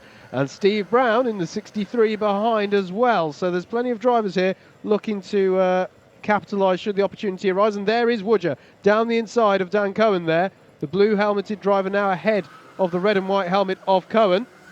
And Cohen starting to fall back through the order into the clutches of the other C2 drivers in this field: Ashley White, Oscar Lancaster and Cameron Moss. 4 minutes in this one to go. More positions gained for Steve Brown. Yep. Dan Brewer trying to follow through as well. Chris Alcock is just about breaking away from Truman there in 3rd, as here comes Woodger down the inside of Buck through turn 1. Oh, bit of pod to pod there. I mean, you say he's just pulling away, Andrew. He has just taken half a second out of the lead gap, has Chris Alcock. Brown down the inside of Buck as well. So Buck being forced out wide. This is what we mentioned earlier around this Bayford Meadows circuit. You get offline and lose one position. It's very, very tricky to get back onto the rails, as it were, of the rest of the pack, as Dan Brewer goes down the inside of Dan Cohen. That's over 7th position. Cohen penalty for Ashley White. That'll be 1 position deducted at the end of the race for the number 64 driver. You can just see there turning into turn 8. Dan Brewer ahead of Dan Cohen there. And they've just got Ashley White behind him. Rob Langthorpe having a stronger run in this one. We saw him have problems in his first race of the day. 8/10 is now the gap for Alcock to Truman. Now, is he? Yes, he is. He's catching Mike Coppin at quite a rate as well. 0.4 of a second out of Coppin's lead last time around. It's still a significant amount of time in this race. Steve Brown, what can he do about Chris Woodger and his 4th place with 2 minutes to go? Justin Buck still there in 6th. Yeah, this could get interesting, couldn't it, Andrew? As you said, near the start of the race, Coppin and Alcock, good mates. But yeah, gap is closing down quite substantially here at the moment. So we're looking at Chris Woodger defending from Steve Brown over 4th place. They'll come through the chicane at 12 and 13 and come round to start a new lap. Love this camera shot still, showing them streaming onto a new lap. Important to get a good exit because it allows moves like this. Steve Brown down the inside of turn 1 on Woodger, and nice clean move there into turn 1, and behind them Dan Brewer is trying down the inside of Justin Buck, and that all went a little bit pear-shaped, didn't it? Well, we've had a question from Roman Texera. How many people was sent to the Shadow Realm? Well, that's another notch. That's another one today. We had quite a few in heat number 3 earlier. But thankfully, none from Mr. Super GT himself. He's not been sent or sent anyone as far as I'm aware. You just saw the lead gap, though. It's down some more this lap. And there's a bit of a battle brewing at the front of this one. And do you know what, Andrew? Dan Truman is not that far out of touch with these two. And so, therefore, there is the lead gap. Coppin and Ev Alcock in the number 3. Then Dan Truman there in the 10. And then is the battle over 4th place. And we are on to the last lap, Andrew. So if the gloves are going to come off, now is the time. 1 lap then for the Applewood independent drivers, who form a team with Alex Pritchard in Team Endurance Events. Did so for the PFI 6 Hours a few weekends ago. Coppin very much aware that his good friend is just behind them, and both of these drivers are in the fight for the championship, of course. They'll play it sensibly, but there are big points to be played with today. Coppin, a former championship leader after the early rounds, lost it to Ed Bars over the last couple, though. Can he hold on for this victory? I think he's going to be able to. No, there's no chance for Chris Alcock to send it down the inside, and Mike Coppin is going to take the victory here in heat number 8, and he's very relieved about that. Chris Alcock 2nd, Dan Truman 3rd. Steve Brown flies in a 54.0 on the last lap. Brewer, Woodger, Cohen, White, Langthorpe, Buck the top 10. Lancaster, Moss, Welsh, Rabbage, Gobble and Phipps finish up the field. The end of heat number 8. Let's take a short break and be back for the start of rotation number 3 in heat 9.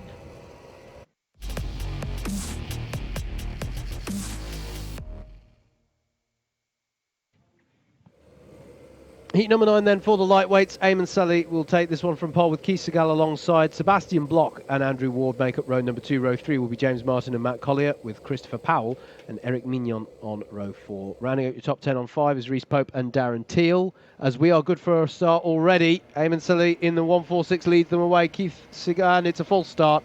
Well, you could have told me I could have finished my grid. Now you can. Me. Now I can. Actually, yeah, why am I moaning? So it was Reese Pope and Darren Teal rounded out your top 10. Then it was Roger Davis and Will Stacey on row 6. Row 7 is Ramanas Sakauskas and Luke Dunnett. And then Jed Toole and Toby Case round out your 16-kart grid. Let's not even pretend that was a full start. Let's just say they wanted to. They could hear that we hadn't finished. There's John Patterson in the middle of your shot. He's been doing some great photography for Club 100. Indeed. Over the past few months. Do go check it out. Are we ready for us? No, we're not ready for a start. There's a pace they car think they're starting, but there's a pace car there. Is that going to be... I don't know what happened there. Start. Well, they're treating it very much like it, but no, that is a full start. I thought we were going to have a Paul Ricard situation. Mate, it got pretty close. That got pretty close. That is not quite absolutely disastrous. But they will form up again. I wonder if we're going to have a minute knocked off of this one, Andrew, because we have technically had 2 full starts now. Eamon Sully then in the 146, Keith Segal in the 112 alongside. Here we go then for heat number 9. Last chance for this group of drivers to get some good results and good grid positions in those finals. Bit of barging. Oh, ooh, big spin wow. there, and everybody's avoided. I think, was that a Marto going round there at the start? No, Amato's not on this grid. I'm incorrect there. That's a driver not even on the order. We'll try and figure that out in a few moments' time. Apologies there. But you can see Andrew Ward trying to find his way through. Reese Pope involved in the action as well. Daz Teal has been shuffled down a couple of positions there. But it is the 146 of Eamon Salir out front. Roger Davies and Daz Teal there going side by side. In fact, as Davies got a problem. Davies has got a problem there and is going to have to pull off circuit. That's a real shame. He's having a tough day, is Roger. Coming round to finish lap number 1 then. Good start for Sebastian Bloch as well. He's got up to second place and he's now going to go for the lead, surely down the inside into turn 1. Bloch with a beautiful move there. James Martin trying to follow through as well there in number 44. Contact warning for Luke Dunnett. I think it might have been Eric Mignon who got spun out early on because he's fallen to the bottom of the order. And Andrew Ward now trying to look down the inside of Salir. Chris Powell, who's already taken a heat win so far today, fishing around for spots as well. This race has been reduced to 6 minutes, Howard. So we've only got 4 minutes, or 4 and a bit minutes of it left. I thought that was a very earnest opportunity for James Martin to go for the position then on Sebastian Bloch, but thought better of it as they'll come round to finish this one, and we'll see a change of the lead confirmed, because it is now Sebastian Bloch at the head of this one. James Martin in second, Eamon Salir in third, and Andrew Ward in fourth, and go down the inside for third. Yeah, had to do that, had to get on with it to keep up with the top 2, and has done just that. Unfortunate for Salir because he's been forced out wide, and I think Powell and Pope have got through as well. They have indeed. So Sebastian Bloch here, very experienced driver. He's done a lot of owner racing. What can he do ahead of this field with the likes of Martin and Ward? Oh, Martin a little bit slow there off of turn 6. I wonder if James Martin feels he hasn't got fantastic drive out the corners, Andrew, because he seems to do that line a lot on that back straight, as if I thought it was him going on the attack, but I actually think he might just be driving around the issue and sort of heading off by defending, heading off any attempts to take the position into 8. If that is the case, it's good news for Bloch, who extends his lead to 0.5 of a second. Can Andrew Ward find a way through past James Martin? Chris Powell is there as well. Has half a little look, a little bit of a nudge from Reese Pope just behind. Daz Teal looks like he's got through and into 6th place. Pope doing a good job to keep himself in contention here. Yep. He's just got a contact warning though, needs to be careful not to pick up too many of those. Keith Scal having a good run in this one as well, is in 8th place. You just see him there in the white suits. Now, is this where Martin is struggling? No, he seems to have good pace for that time. Maybe he's just a little bit tardy on a previous lap there, but it's keeping the pressure on Sebastian Bloch here in this. Now, what did you say? Is that a yeah, they're definitely breaking away from Chris Powell, so it's a 3-kart battle for the lead here between Bloch, Martin and Ward. I mean, we've got this nice breakaway, more generally this breakaway group of 6, haven't we? But here they go, the top 3 into turn 1. All of them go initially for a quite tight line, but Ward goes to the outside to try and get a bit of overspeed here, heading towards 2 and 3. Oh, look there, Reese Pope down the inside of Chris Powell. I think that caught Powell napping, and it might, as James Martin seriously challenging here for the lead on Sebastian Bloch. He seems not too happy with how Bloch is positioning himself, but Bloch goes very clearly defensive for the next corner, and you said it was a 3-kart battle, mate. I think that's closed up a little bit now. Well, yeah, I think that's where frustration is coming from James Martin. He wants Sebastian Bloch to get on with it, to try and, whittle away some of this pack. As I said, it was a 3-kart battle. It's now probably a 7-kart battle all the way back to Eamon Salir there, and one of the drivers involved is now Daz Teal. He's going to be licking his lips at this opportunity now with just under 2 minutes to go. Potentially getting a better result. It's going to be 3 more laps after this one. That's the end of lap number 5. I want to give a shout out to Sikauskas, who just in the back of some of these shots you can see Keith Segal in his white helmet and suit defending us. Look at this, the battle with Andrew Ward versus James Martin, and he's got the job done for second place there into turns 2 and 3. Nice job from Ward there. getting himself into second place, and now he'll try and set about battling for the lead, but Reese Pope still defending well here against Chris Powell. Chris Powell was having a big go there, as you say, at Reese Pope, and Daz Teal still in there as well, but Andrew Ward seems to have some good pace here in this number 32. What can he do? There's going to be another 2 more laps to potentially set a move up on Sebastian Bloch and go for the lead. Bloch's been defending hard though throughout the race. We've seen how James Martin... No, this one's the last lap, mate. And Ward is going for it down the inside of 1. That was bold, but he's going to be exposed on the exit. And indeed, James Martin and Reese Pope get by. And now he's under pressure from Chris Powell into 2 and 3. And then immediately it's Daz Teal. That is the nature of sprint racing. If you go for it and it doesn't pay off, you can lose several positions at once, unfortunately. And that was a bold attempt there by Andrew Ward for the lead. It's now James Martin who's in the pound seats to challenge Sebastian Bloch. James Martin hasn't had a win yet so far this season. His best results being a second in one of round 2's heats. Can he do something here? It's Reese Pope's trying to go around the outside of Chris Powell. That's a brave one. He's going to stick it on the inside. Oh, Powell's going to be on the grass and he's going to lose positions there to Ward and Teal. But I think Sebastian Bloch is going to be able to hold on to this one, take his first win of the year as well. First appearance in sprints this season. Sebastian Bloch takes number 9, heat number 9, fantastically there from James Martin, defended it from a good few minutes out. Reese Pope 3rd, Andrew Ward 4th, Daz Teal 5th, then Powell, Soler, Segal, great result there for Keith, Jed Toole, Ramanauskas, Sakauskas the top 10, Toby Case, Matt Collier, Eric Mignon, Luke Dunnett and Roger Davis, the 15 runners in that one. Let's get ready for heat number 10.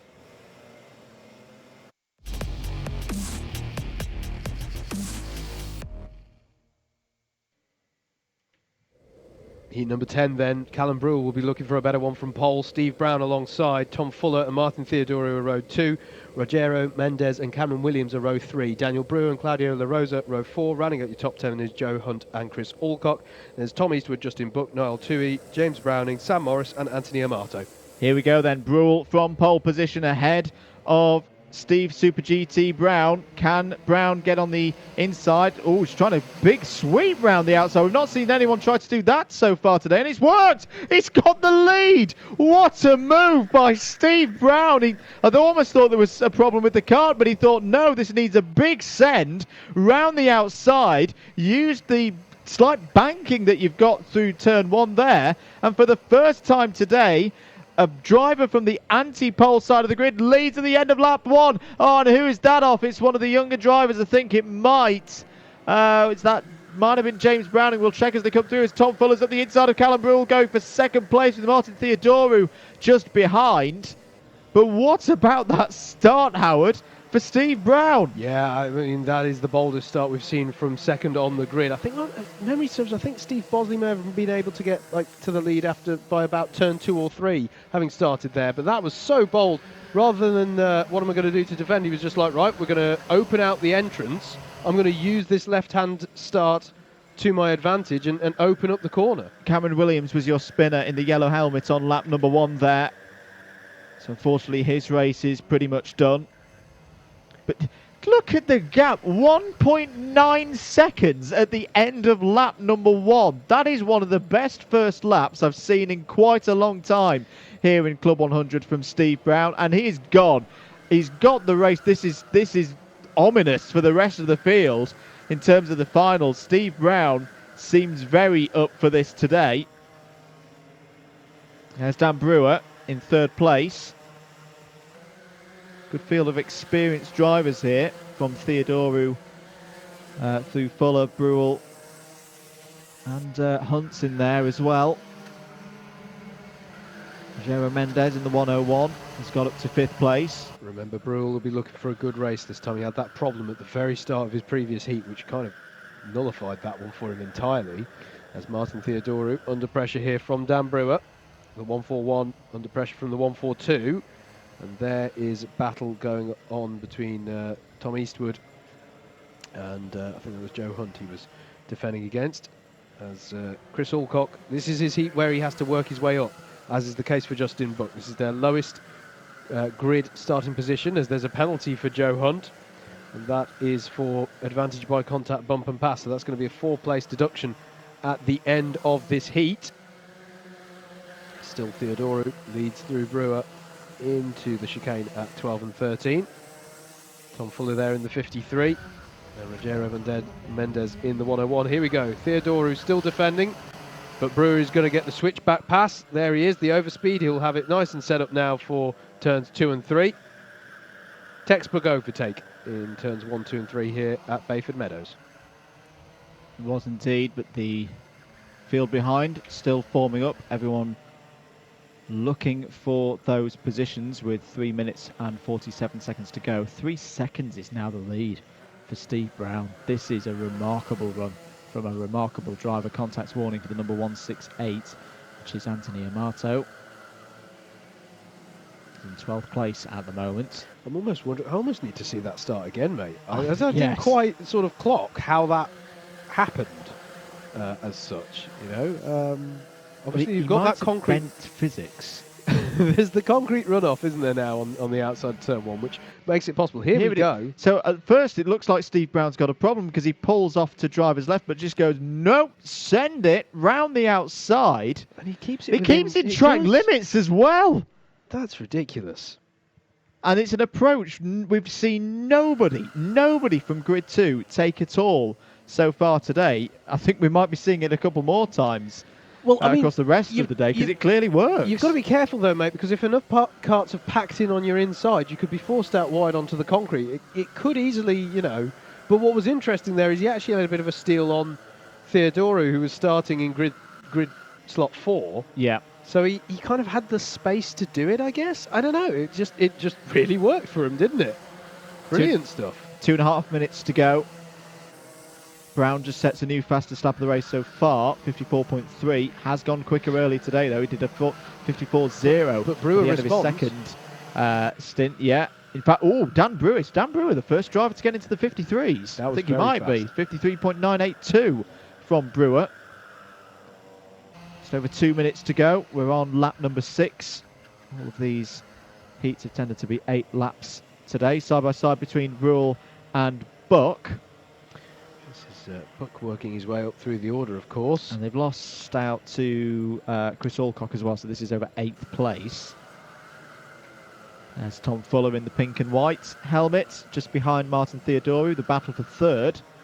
Rogero Mendes having another good race here in the top 5. Cone penalty for the 165 of Justin Buck. 1-place penalty at the end of the race in 90 seconds' time. On to lap number 7 then. Brewell not happy, and Buck's down the inside. He's also trying to make a move there, I think, on Tom Eastwood. And he's done it.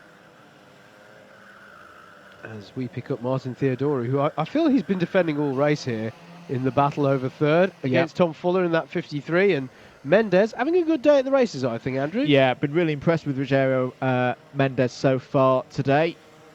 He's interacting with us on the stream earlier. Do keep your comments coming in. Yeah, in that 101 kart, currently running in 5th place.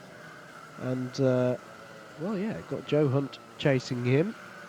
Hunt has a penalty, doesn't he? Bump and pass, I want to say, to be applied at the end of this one. Yes, he does.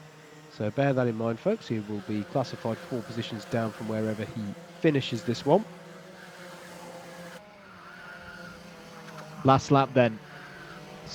Superb pace from Dan Brewer, 53.8. The trouble is, he's 2.2 seconds behind the leader, Steve Brown. Surely just keeping things under control to take this victory. Will be his 2nd of the day. Got a 4th, if I remember correctly, in his other race, so that's good points for Steve Brown in terms of getting a good grid slot for the A final. Yeah, here he is. Martin Theodoro just did a good job of defending against Dan Brewer in the early part, Andrew, and it meant, yeah, I mean, perfectly within Martin's right to do that, but one wonders with the pace that Brewer has, this was a longer race. Round the final couple of corners then, what a brilliant race. And as is said on the videos, get in there Lewis, get in there Super GT. That is one of the best victories we've seen so far today.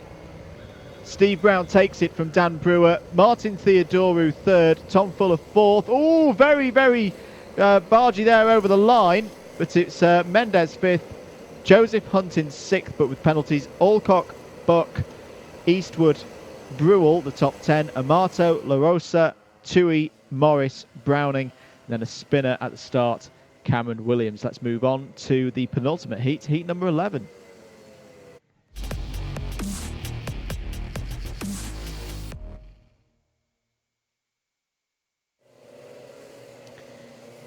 All right, here we go, folks. Keep up. Jason Bradbury on pole, Adrian Mertens alongside. Oscar Lancaster and Cameron Moss make up row number 2. Chris Woodger and Mike Coppin are row 3. Row 4 is going to be Dan Healy and Ashley White. Rob Newman and Fraser Bunton round out your top 10. Hussein Rashid and Dan Truman are on row 6. Row 7 is Jack O'Neill and Chris Phipps. Andrew Rabbage and Peter Knight make up row 8. And Thomas Partridge is on 17th position. And I didn't need to go nearly that quick, did I? Because they went round again. I've got to ask producer James, what is it with the legs today? All the leg shots. Is there a record for the fastest read-out grid in an Alpha live stream? I think it's just been broken. Yeah, I'm quite proud of that.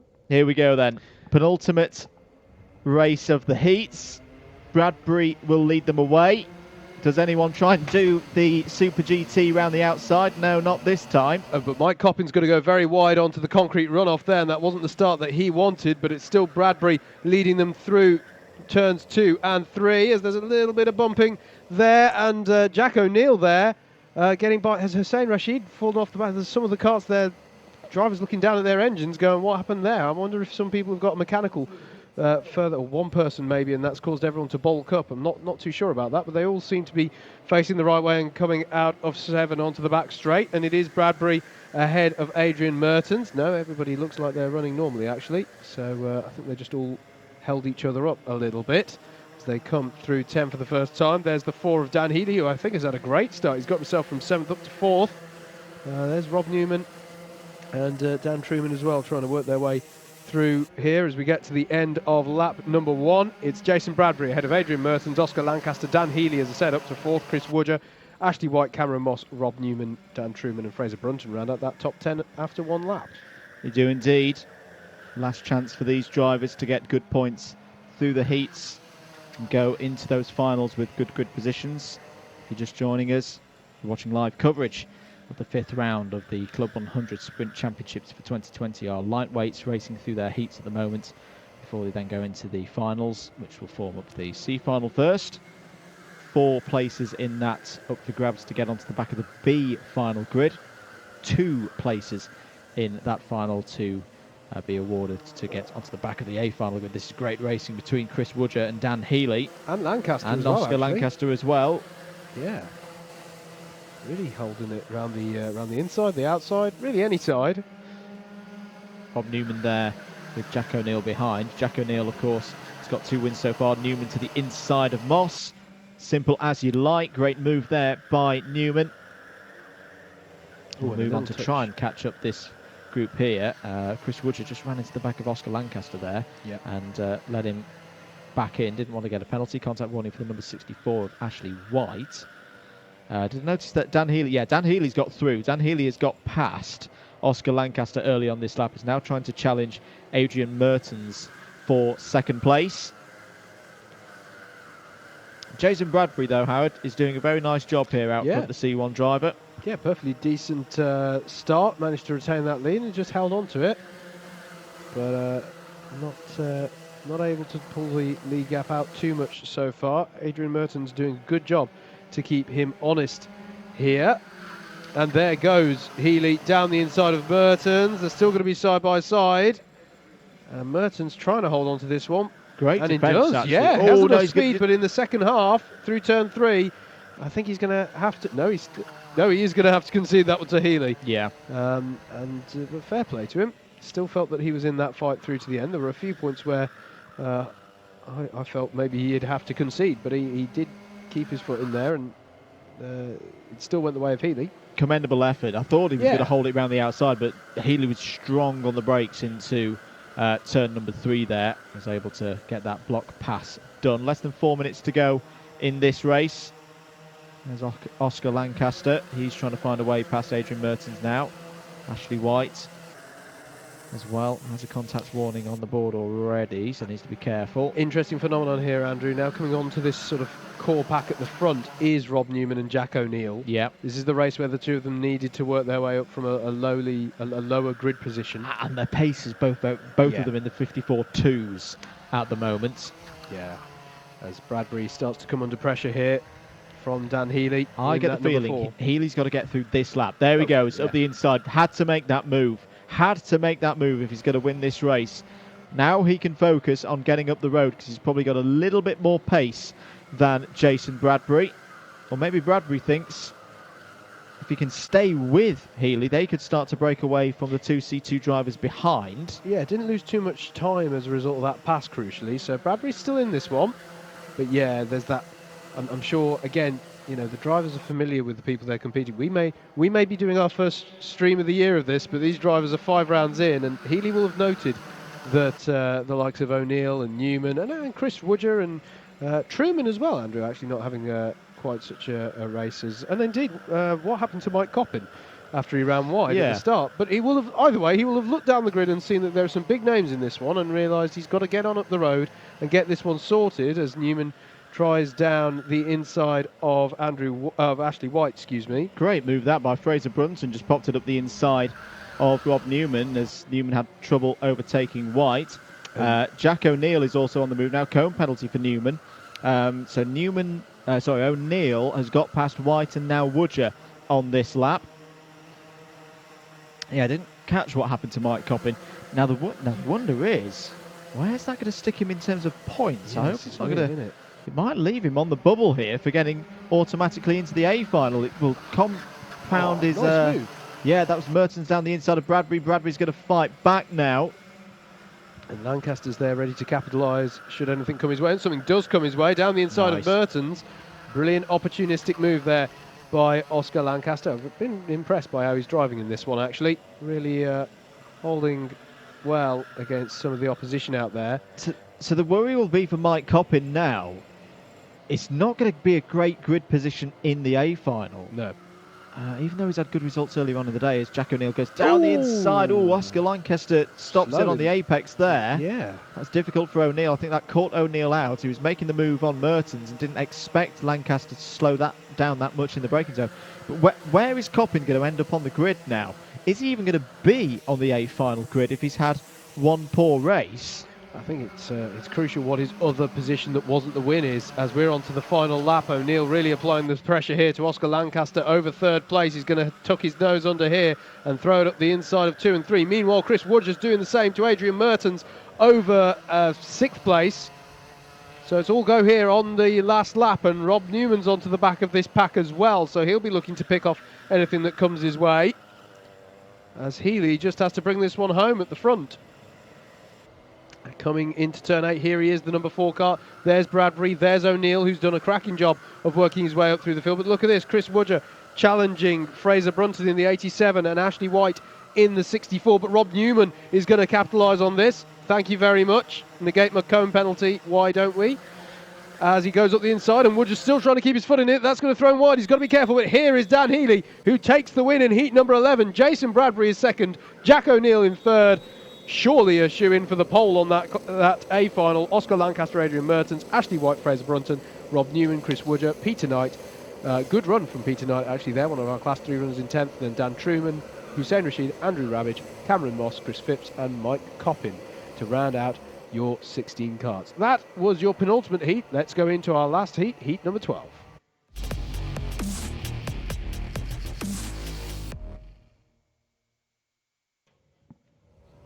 Here's your grid then for the final heat here today at Bayford Meadows. I think we are going around again. Yes, we are, so we can take our time with this one. On pole position, there in the red and yellow helmet is Rob Langthorpe. James Wattis alongside him on the front row.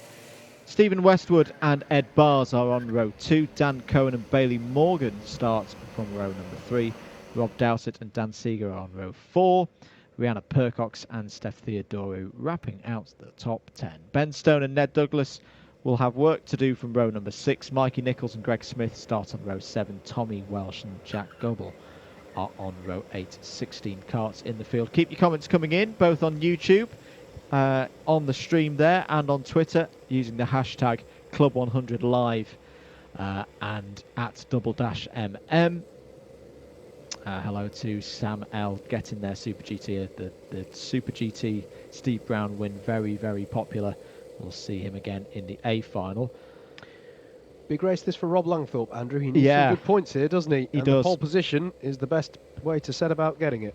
Here we go then, last heat of the day here in the lightweight, 7 minutes and away we go. It's going to be a good start for the pole side of the grid as Langthorpe will lead into turn 1. Watt is trying to hold around the outside, but Stephen Westwood is challenging him for second place. Ed Bars is in there as well. Westwood to the inside. Can he get the move done? Wattis, no, that's really good from James Wattis. Holds on to second place there. Not many drivers have been able to do that from the even side of the grid. Everyone else trying to sort themselves. There's a number 61 of Rob Dowsett down the inside. He's had some bad luck so far today. Great start for Greg Smith. You just saw his green suit there in the number 67. He's passed a number of drivers, including Rihanna Percox and Mikey Nichols. And so that's a brilliant start for the driver competing for the C3 Championship. There's Dan Cohen trying to find a way past Bailey Morgan as they come round to finish lap number 1. Looks like Langthorpe has held the lead from pole position. Yeah, absolutely. Rob Langthorpe holding there at the front, and also, yeah, Rob Dowsett, another driver who needs a good one because he's had a bit of a torrid time of it so far. Bailey Morgan there defending against Dan Cohen, but here is Ed Bars getting by Stephen Westwood over third place. And meanwhile, James Wattis is beginning to challenge Rob Langthorpe here for the lead. Oh, and someone's collected a lot of tyres there, so expect to see some kind of Cohen penalty or some such on the timing. We'll let you know if we see that. Well, Terence, the tyres have been sent to the Shadow Realm there by one of the drivers. Someone will receive a penalty because of that, surely. Dan Cohen's had 2 contact warnings so far. So I think he's 1 strike away from getting a penalty in that case. There is James Wattis. It wasn't a great first lap, was it, for Rihanna? Took a heat win earlier today, but struggling to make some headway at the moment. As at the front here, James Wattis really looks quite racy here against Rob Langthorpe. Is he going to be able to duck a nose in front there? He is going to, and he's going to go down the inside, and I don't think Rob Langthorpe fought that one too hard. No, Andrew. He pointed him through. Him through there.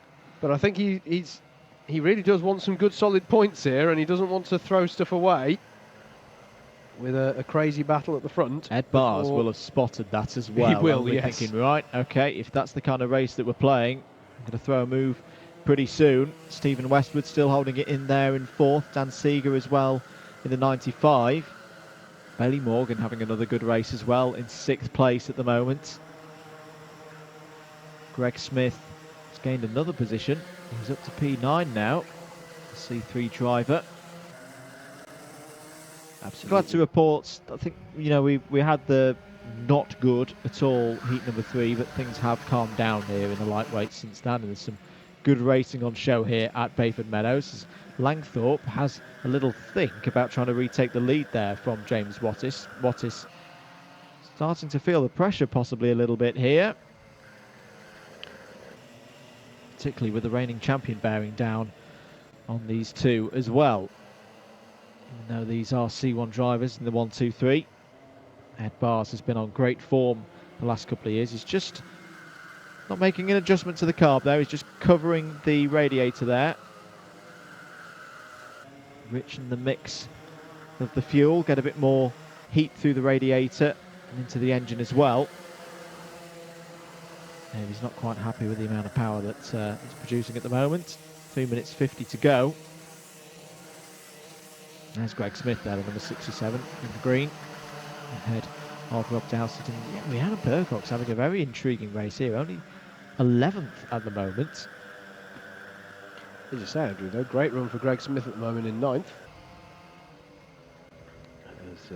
There's a move. Seeger down the inside of Westwood for 4th.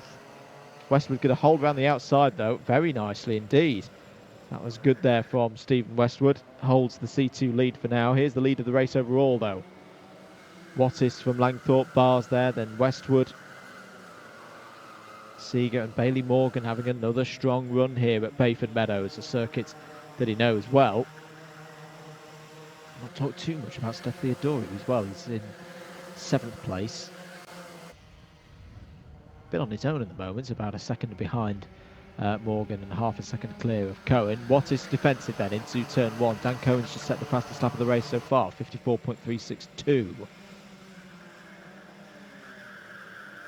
Contact warning for Rob Dowsett, and he's back up to 9th place ahead of Greg Smith. Wattis defending again, and we have seen a couple of times already today, I think back to Sebastian Bloch's win in one of the earlier heats, you are able around this circuit to defend from 2 minutes out, Howard. It's a fascinating track, isn't it, mate? We've seen great battles, great dynamic battles. You talked about how the circuit's quite technical, and we've really seen that come to bear with the dynamic nature of these battles.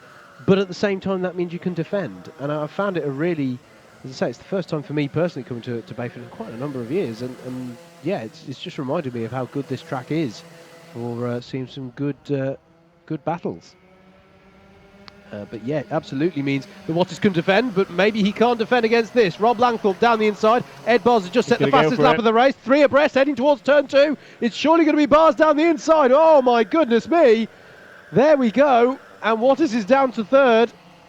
Well, in a couple of corners. Yeah, Wattis quite annoyed by that, because probably tactically the better thing to have done at that point would have just been to hold back, because Ed Bars doesn't need many opportunities to go for a move, just covering the radiator again there. Similar to how we said with Joe Holmes this morning in the heavyweights. This is the sign of a champion, when they're not having the best of their races. They're not dominant. They're not out front by 4, 5, 6 seconds. And they've got to dig something deep and take the opportunities they get to move up to the front. And that's exactly what Ed Bars did. But here comes Rob Langthorpe down the inside, takes the lead back. Or does he, away from Ed Bars? We're on the last lap now. Bars to the inside. Wattis now retakes 2nd place away from Langthorpe. He'll like that one. Langthorpe is going to go for the wide entry, try and get the switchbacks out of the hairpins. Further back though, Bailey Morgan fighting with Seeger over 5th. And Rob Langthorpe is still going to try and get these switchbacks, going to try and get the overspeed, but I think, Andrew, this little battle between them is going to gift this one to Ed Bars. He's going to go unchallenged in the last part of the lap. Coming around third 8. Hello to Steve Gray, who writes a lot of our race reports. Says never gets to see the live coverage. Usually it's Thursday or Friday till I get a look. I feel like I'm playing truant. You're not playing truants at all, Steve. Great to have you with us here. Round the final couple of corners. Here comes Ed Bars, though. Well, he really had to work hard for that one, but it's another win for the reigning champion. James Watt is 2nd, Rob Langthorpe in 3rd. Then it's Westwood, Morgan, Seeger, Theodoru, Cohen, Dowsett, Percox, Smith, the top C3 runner, Mikey Nichols, Ned Douglas, Tommy Walsh, and Jack Goebel. That is your field, and that culminates the end of the heats action. And we have a little pause now as the points are tallied up. Do hope you're enjoying the coverage. If you haven't already and you're watching on YouTube, and even if you're not watching on YouTube, do subscribe to the Alpha Live YouTube channel. And if you're on Facebook as well, Club 100 page at Club 100 Racing, at Alpha Live Productions. Give those a like, at Double Dash Motorsport Media as well. Absolutely, mate. Now, we've seen some really good showings today from some of our drivers who are competing in the inaugural season this year of the Young Drivers Championship. Sadly, that's been curtailed just a little bit because of the COVID situation, from 7 rounds down to 3, excuse me. But let's show you a little bit more about the championship just whilst we're calculating all the scores and getting our grids together for the finals.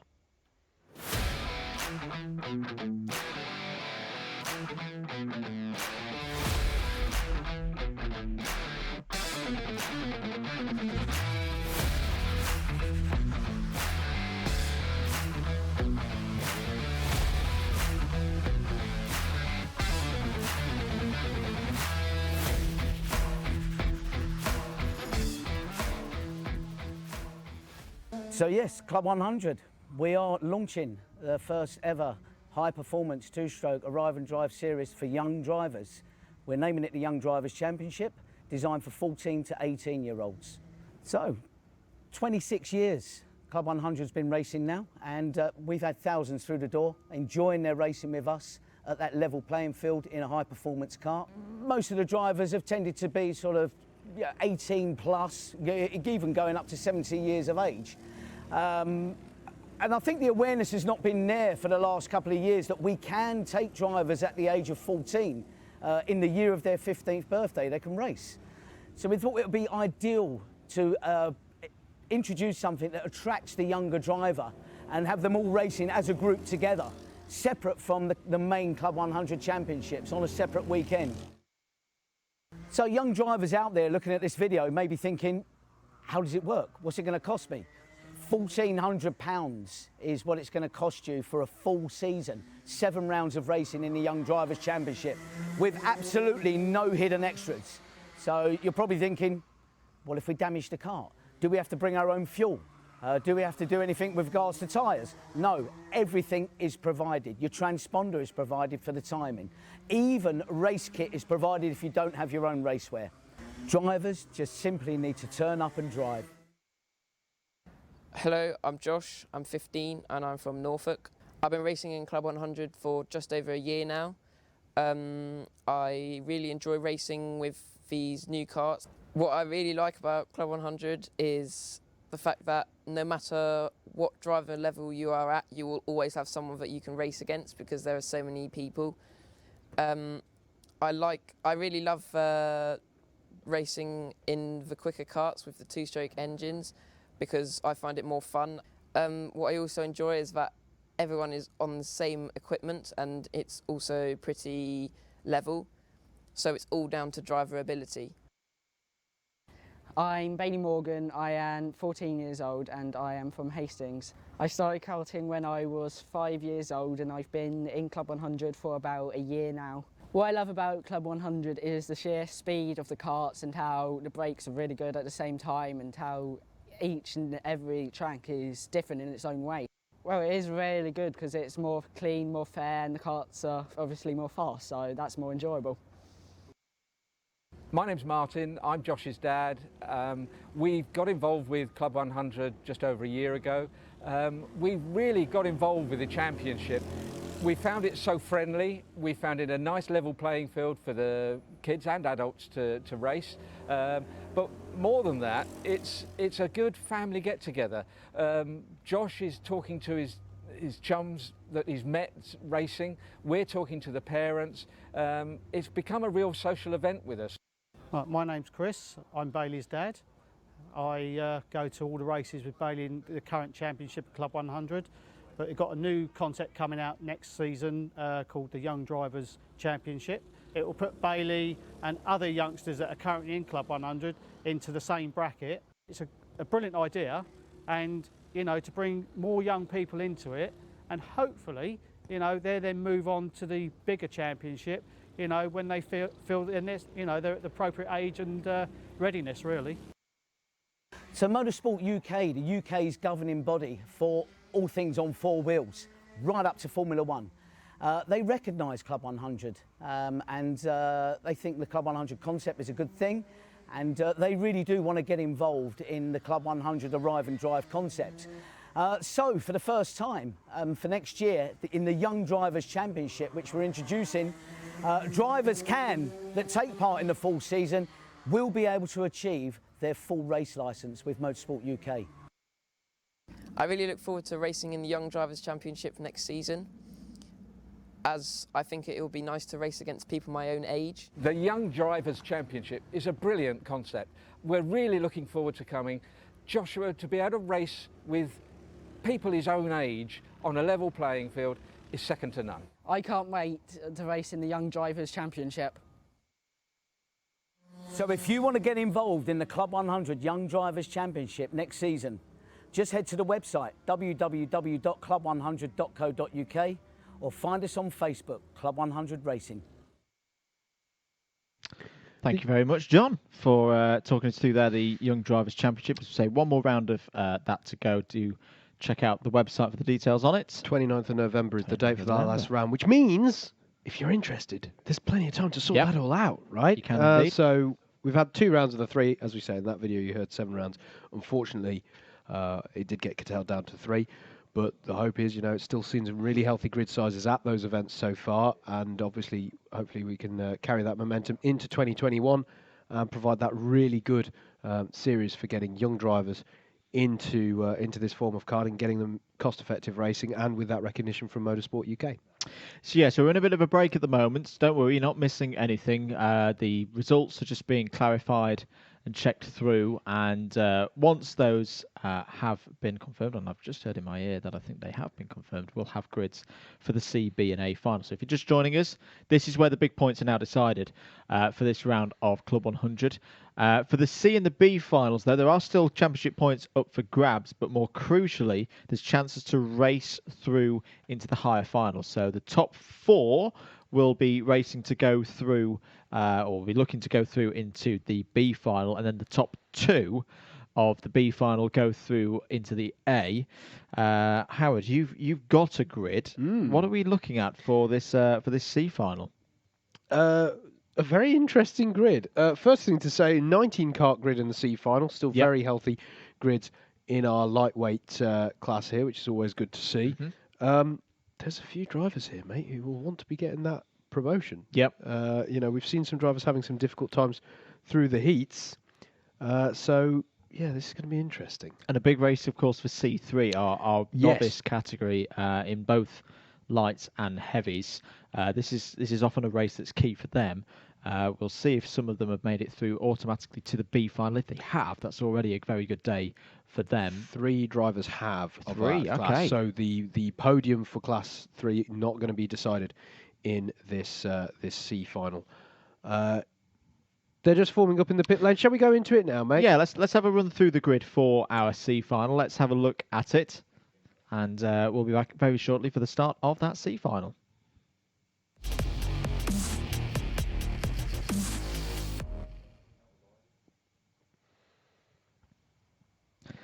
Here we go then, first of the finals. 12 minutes now on the clock for these finals. Here is his C final grid. James Wattis is in the C final. On pole position though, Eric Mignon alongside on the front row, Toby Case third, Cameron Moss fourth. Those will be the top 4 looking to hold on to those positions and go through to the B final. Cameron Williams and Jed Toole with the first of the drivers looking to knock them out, though. They start from row number 3. Niall Toohey, championship leader in C3, is in the C final. He's got work to do. Starts from row 4 alongside Andrew Rabbage. Claudio La Rosa and Greg Smith are on row number 5. Tommy Welsh and Luke Dunnett on row 6. And then the drivers that'll be racing for points with outside shots of making that top 4, Jack Goble and James Browning on row 7, William Stacey and Chris Phipps on row 8, Thomas Partridge and Sam Morris on row 9, Ben Stone there, who I don't think's run so far today, 19th on the grid. Keep your comments coming in on the stream. Hello to Luke Hornsby. Said great to see Club 100 Racing live streamed. Brilliant job to everyone involved as always. Thank you very much, Luke. If you've enjoyed the commentary, if you're on Facebook, like the page at @Motorsport Media. He'll hopefully be back doing some rounds next year as well. I hope so. I hope so. The distinctive Union flag suit and helmet combo. Are we ready then for... No, we're not. We're going to go round again. I mean, no disservice to the man, Andrew. I'm really surprised to see James Wattis on pole I am the C as well. final. Yeah, I mean, I don't know. I was just checking through some heats to see if maybe there was a disqualification we missed. But to be honest, there's 12 heats. I can't remember all the ones he was in, so it's taking a while. But yeah, odd one. But he's in the right position. You know, you get a good start here. You get a bit of a gap to the drivers behind. This C final in this format feels very much like the B finals in the old Open. Like when we used to have the open classes and the invitational classes. This almost feels like the old B final in a way.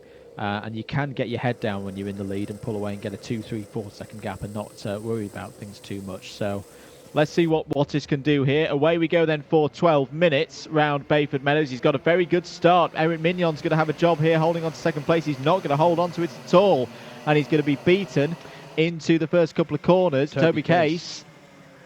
Absolutely. Straight through into second. Yeah, and Case has got a good start there, actually, breaking away slightly in second place as they will work their way through 2, 3 and 4. Watch out for the C3 runners. Oh, spin round. I think that's Cameron again. Yeah. Yes, it is the 22 of Cameron Williams. So unfortunate for him. And I think, yeah, the second time we've seen that spin for him on the first lap. So yeah, unfortunately that's going to leave him with a lot of work to do. There's the number 23 of James Browning. Quite surprised to see James Browning there in that position, an experienced driver. Maybe not quite tuned into this Bayford Meadows Circuit, as we've been saying pretty much all day. It is a very tricky circuit to get on top of, and not one as regular on the Club 100 calendar as, say, a Buckmore Park or a Wilton Mill. James Wattis leads at the end of lap 1 by half a second clear of Toby Case, who's got a bit of a gap as well to Cameron Moss and Eric Mignon. So straight away, this is where I mean with like the old pre-B final of a lightweight or a heavyweight. You know, your first couple get away pretty quickly, and then the main battle, is over third, fourth, fifth, sixth. Who else has made good starts on that first lap? Tommy Welsh and Luke Dunnett have made good starts, both up 3 positions into 8th and 9th respectively. There is Mignon, currently in the last of those promotee spots. a driver as well who's been taking part this season in our humble Club 100 iRacing series on the Double Dash Motorsport Media YouTube channel. Next edition of that, next round Spa in the MX5s, 23rd of September. With new detailed damage model, so those bumpers are going to fly even more than usual. I'll say no more. It's the post-finish line celebrations that I'm worrying about. Yes, that'll really put it to the test. Mignon coming under increasing pressure here from Jed Toole in that number 75. Class 2 and 3 drivers do share the same colour of number plate, so it's not too easy to distinguish between them, I will grant you, but at the moment it is James Wattis, our only Class 1 runner to be in this C final field, which is why we're slightly surprised to see him down there. Yeah. Toby Case, a Class 3 runner in second. You at least have the number plate colours on your timing tower to the left, in all fairness, so you can see that Cameron Moss and Eric Mignon are Class 2 runners, and then the 75 there of Jed Toole chasing Mignon is one of our Class 3 novice runners. As into turn 2 they come. Nice little battle this, from 3rd down through 5th. Just pulled away slightly from Rabbage. You can see Andrew Rabbage in the 74 in the back of some of these shots, who himself is in a bit of a battle with Greg Smith. Greg Smith's been having a good day as well, hasn't he, actually? Yeah, second in points at the moment in C3. Looking to get another good result here at Bayford Meadows. Hello to Grant Flashman, great commentary, guys. My first weekend in forever not driving Oliver. That's Oliver Flashman, who we've seen race here in Club 100 before to race circuits. So I raise a glass, sit back and can finally relax. Oh, I'm glad that you can. Yeah. Thank you for joining us, Grant, and keep your comments coming in. Mignon to the outside of Moss then. Yeah. So if this goes anything like how the finals did in heavyweight, you might not feel so relaxed, but it's great that you're joining us. And we see on Flashman at a few of the events that we do, don't we? It's good to know that you're getting a weekend off, though, to enjoy some motorsport. And here we go, down the inside there goes Greg Smith. But that didn't quite go to plan, did it? Yep. On Andrew Rabbage in the battle over 6th place. But this battle ahead of them really heating up here, Andrew. Just the screw being turned a little bit more by Mignon on Moss, and indeed by Toole on Mignon, as this lap on this lap it feels to me. Yeah, Moss just needs to keep things nice and calm. There's no massive need to start defending wildly at the moment. He's got decent pace, but the more he defends, if he does start defending, the more he'll encourage the likes of Toole and Rabbage and Smith into this battle. You could see the different lines there, with Cameron Moss taking a shallower line to defend and Mignon trying to open out the corner. Much the same effect that we saw Steve Brown do in one of the heats earlier today. Just open out that first corner, get the switchback, as we call it, where you late apex and get better drive onto the next straight. And that's what you see drivers doing all the time around this track. It's what's made these battles today so dynamic to watch, as the drivers go, oh, okay, this one's going to work, this one's not going to work, I'll jink over to the right-hand side to open up this left-hander, or vice versa. You know, it's been great to watch as this battle's closing up actually now, Andrew, because Andrew Rabbage in the 74 has closed up onto the back. Here he is, onto the back of Jed Toole. Now that's really not what Jed wants, because he wants to be in the hunt for this 4th position. Yeah. And Greg Smith is coming along to the party as well. So now it's becoming a bit of a 5-car battle over third. Mignon's going to make the move. He's going to go down the inside. Oh, bit of contact there. You do not want to get a penalty that's going to make it impossible for you to get up into the top 4. As look at this, side by side. There goes Rabbage down the inside. He's got past Moss, and he's got past the 75 of Jed Toole, excuse me. So good few corners there for Andrew Rabbage, and he's got himself up into that crucial 4th place. But Mignon's got to be careful, hasn't he, Andrew? You know, if you collect a cone right now and you're running in 4th, you're not qualified. Yeah, the one argument I think that Mignon will have for the little bit of contact that he had with Moss through turn 2 is that he did have the inside line. You know, it wasn't a lunge in from deep behind. So it's I think that was fair in my book, and he's there in 3rd place. Contact warning for the number 75. Hello to Axel Slijepcevic, who's absolutely correct. 2 venues in 1 weekend. Get in there, Andrew. Thank you very much, mate. It was good to see you yesterday at Rye House. I've got to say, though, I came from Warwickshire, mate. I don't know how I sort of arrived in Kent at the same time as you did. You got a head start of me. It was a long day. It was a long day, yeah. It was a long day for a bit of RHPK. It was good fun, though. Yeah. There'll be some coverage, some audio of that on our Mixcloud in the week. Yeah. Double Dash Motorsport Media, so do check that out. Those 2 2-hour races. 5 minutes of this C final to go, though. James Wattis in full control of this one at the moment, leading ahead of Toby Case. That was Claudio La Rosa we just saw there, defending against Niall Toohey, and indeed chasing Tommy Welsh over 8th place. But this is the critical battle in terms of these promotion. 2 have got to work together. They've got to work together. There is no point fighting at this stage of the race. You're both going through to the B final, and you've got a gap over Jed Toole behind. Work together, get that gap out. There's not even a trophy at play in this one. This is all about qualifying for the B final. Look, Jed Toole is closing. He really is. He's got the bit between his teeth. This is the worst place in any of these finals to be. 1 place off getting that repechage spot into the next one. So close.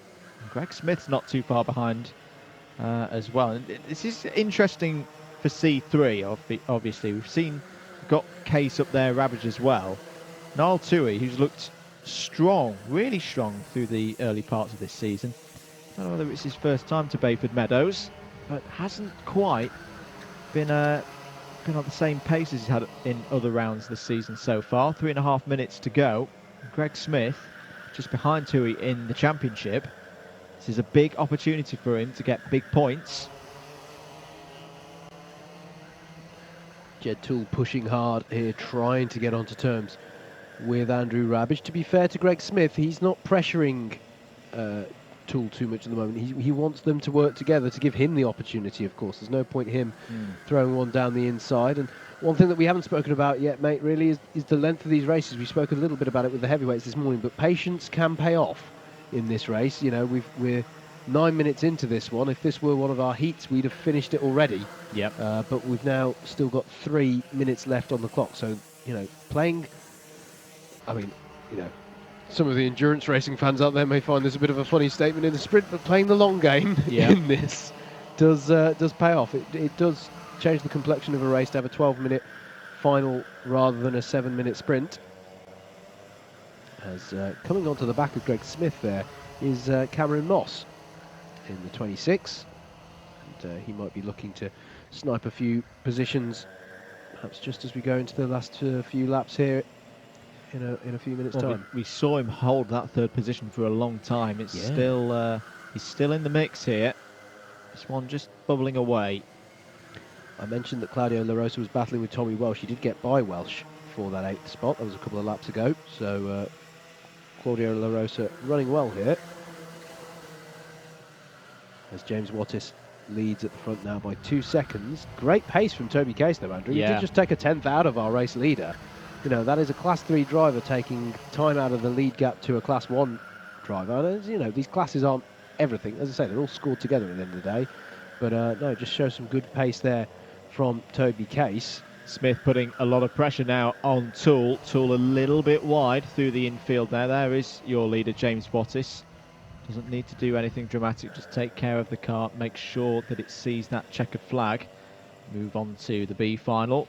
We have seen drivers race through from the C final to good positions in the B, even sometimes the A. Very rare, but we have seen it. Yep. There's Cameron Moss still holding himself in there. That's all he can do at the moment. Just keep yourself in that fight should something happen towards the latter stages. The key thing as well, Eric Mignon has been able to gap Andrew Ravage there. But Ravage will start to feel the pressure building now. Jed Toole less than a second behind. In fact, 2 karts within a second of the number 74's rear bumper. There they are, the number 75 and the 67.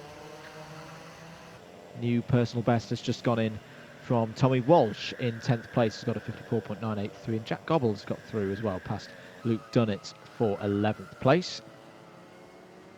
Good progress there for Jack. So drivers will see the last lap board very shortly. There is Eric Mignon. There is Andrew Ravage, currently holding on to the last spot in the B final. If you can hold it there in 4th in this C final. James Wattis starts his final lap then. Toby Case, great pace again, 54.408 there. Now a second and a half behind Wattis. But Wattis has done exactly what he needed to do in this race. Had pole position, got a good start, a steady start, got half a second over the rest of the field, and then just got on with the work of pulling a gap. Didn't get embroiled in any battles. This has been perfectly done by a driver who, if we're being honest, we didn't expect to see in the C final, but has got the job done around the final couple of corners. There is Toby Case. He's had a very, very strong run in this one. It's looking like he's closing in again on Wattis, but it's not going to matter. James Wattis comes around the final couple of corners, wins in the C final. We'll see him in the B, joined by Toby Case there. Eric Mignon will get 3rd, and Andrew Ravage gets the final spot there. And yes, there's a fist bump there for Ravage in 4th. Jed Toole finishes in 5th. Greg Smith is 6th. Then Cameron Moss, Claudio La Rosa, Niall Tui, and Tommy Welsh wrap out the top 10. Luke Dunnett, Joe Gobble, Sam Morris, James Browning, Cameron Williams, and Chris Phipps. 16 karts in that C final, and they all get to the end. That's the end of our C final. We'll move on now to the B final.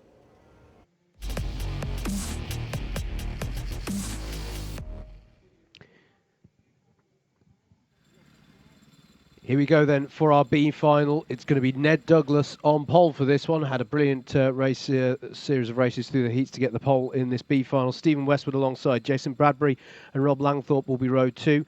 Adrian Mertens and Dan Cohen will be row 3. Row 4 will be Oscar Lancaster and Mikey Nichols.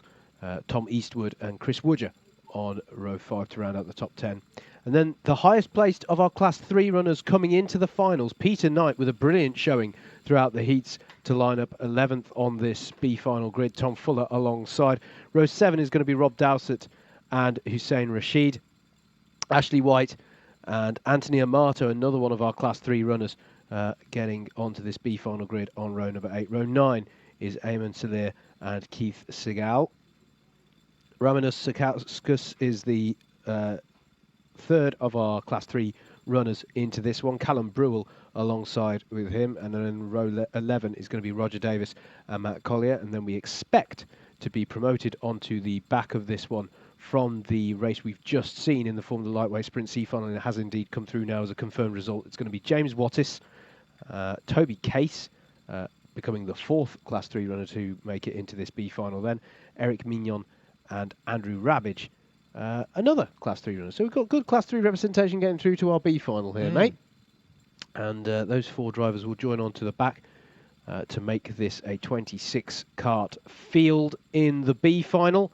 2 promotion spots available in this one, so whoever finishes in those top 2 places is going to go on to the back of our A final grid, where the even bigger points are on offer. If you're wondering why you'd be so keen to do this and get yourself up into the next final, it's because 130 points are on offer for whoever wins that A final, and there's some big money points available. Not just points. Not just points. Northern mode coming here. Yes. Free race. Free race. It is a free race if you can get yourself on there, where they don't get charged anything extra. It's part of the prize of getting into that promotion spot, so they do get a little bit more track action.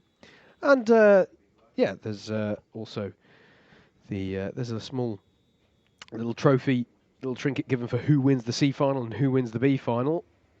The big trophies. The big trophies are on offer. Well, I say the big trophies. Your Class 3 runners, there's no Class 3 runners in the A final. So it does mean that your podium within Class 3 is going to get determined in this race. So that's one to look out for here. Dan Cohen's brakes are now warm after that screeching stop where the rear axle locked there. No practice for these drivers. Brian Smith is with me. Free race. There you go. That's what we want. Been very impressed with Ned Douglas so far, mate. I think he's very much earned this pole in B final. Yeah. Been very impressed, as we are going to be good for a start this time then. Ned Douglas in the 19 car in that high-vis helmet with the blue suit, alongside him Stephen Westwood in the 29 car. Here we go then. 26 carts pull away for your B final. 12 minutes on the clock. Ned Douglas is over to the extreme right of the track there to defend through here. Stephen Westwood's going to be left out to dry as Chris Woodger's going very wide out into the concrete and out into the grass as well, but has been able to keep it facing the right way. As at the front, it's Bradbury who's got ahead. Jason Bradbury to the head of the field as they all stream through out of turn 4. Some tyres have been bumped there, and there's round for the 54 of that is, we'll check that. No, the 64. It's 64. Ashley White. It's Ashley White going round there. Yeah, yellow flags out for that. They all work their way through now then.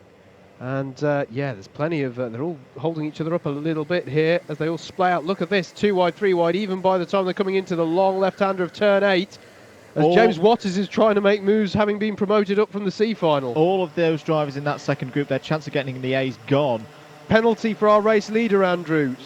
Jason Bradbury has got an ABC bump and pass. So he may be in the lead of this one, but he is no longer in contention. That's him out of the promotion spot for certain. And he cannot win this race. Yeah, 4 places is a bump and pass. So the best he can hope for is 5th. And oh my goodness, somehow not going round there. That's James Wattis who's coming through from the back of the field. He's got nothing to lose now, just throwing it. 15th place on that one. And the biggest move was Matt Collier up to 11th place. And Roger Davis made up 11 places as well. That's a crazy start from those drivers. Ned Douglas trying to hold it around the outside of Oscar Lancaster. So this effectively is for the lead of the race now.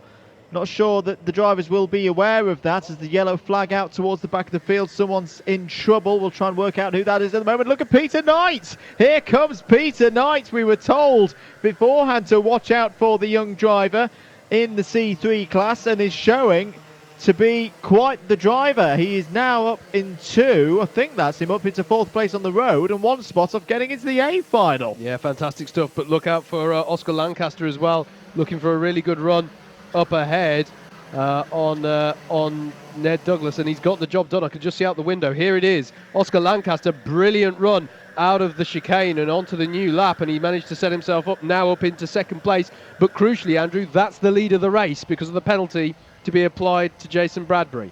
Penalty as well for Callum Brewell. ABC takeout. He's gone full BUKC bandit there. It's up the inside of Douglas goes Peter Knight. So Peter Knight is now up to 3rd on the road, which once we take into consideration Jason Bradbury's penalty is a spot in the A final. Now, Ned, we need to not defend too much here. We need to get up on the road because at the moment the day is ending. It's been forced wide there by Adrian Mertens and Ned Bradbury, and Ned's off. Ned Douglas is off there and needs to don't start from the grass there, Ned. That's going to be a penalty if you do so. No, he's going to do it, isn't he? Yep, that might be a penalty for a restart from the grass. Let's have a look at this again. Adrian Mertens did run him out very, very wide. That was quite a robust piece of driving, and unfortunately that is going to be Ned Douglas's day done. It's a tough one, mate, because it was Mertens' corner by that point in proceedings. Yeah. I know that's easy for me to say in hindsight, but he's clearly got the nose alongside. That was not an opportunity to hang it around the outside, but I feel a bit sorry for Ned though as well, because he's been driving really well today. Yeah. Although, yeah, that was. We'll just keep an eye on the penalty board as well. Track limit warning for James Wattis and the contact warning for Rob Doughton on that last lap as well. There's Oscar Lancaster effectively your leader of the race. Peter Knight in second, once Bradbury's penalty of 4 places is taken into account. Bradbury's got quite a tidy lead, hasn't he? 1.6 seconds in days gone by in Club 100. Well, actually, no. Have we ever had the time penalties in the sprints? We haven't really, have we? No, that's not a valid comment at all. But it doesn't really matter how far ahead he gets in this one. He is not going to win it, and he's not going to get promoted because only the top 2 spots that go through. 8 minutes of this final to go. This B final. Andrew Mather and Howard Mitchell. Ah, that's Toby Case. That is Toby Case. Yeah. Who's got going again. I don't think there's any damage to the cart, but here's your battle positions to Ashley White and for the lead. Co. Sorry, mate. Battle for the lead effectively here. Yep. Which they may not know. Yeah. They may not recognise that the number 59 has a penalty, so they will be going fully at it here to try and take this position. That could serve very tidily for Oscar Lancaster, because if Peter Knight is thinking, we've got to work together to catch up to this guy, means he's not going to stage a move on him. Possibly not. We'll see what happens over the next lap or so. That's going to be very indicative of how Knight is going to challenge this. And at the same time, Oscar Lancaster, in terms of the situation, doesn't want to defend too hard, because look who's just behind them, Adrian Mertens, and he's got some good pace there in the number 55, and Hussein Rashid, and Rob Langthorpe, and Dan Cohen. These are all drivers that have changed there. For second on the road. Peter Knight's got by. I don't think Lancaster knows that Bradbury has the penalty. I don't think he knows. I think he's thinking he's just lost the spot in the A final. Yeah, and this is back to what we were talking about. We had a similar situation in our heavyweights this morning, didn't we? Yeah.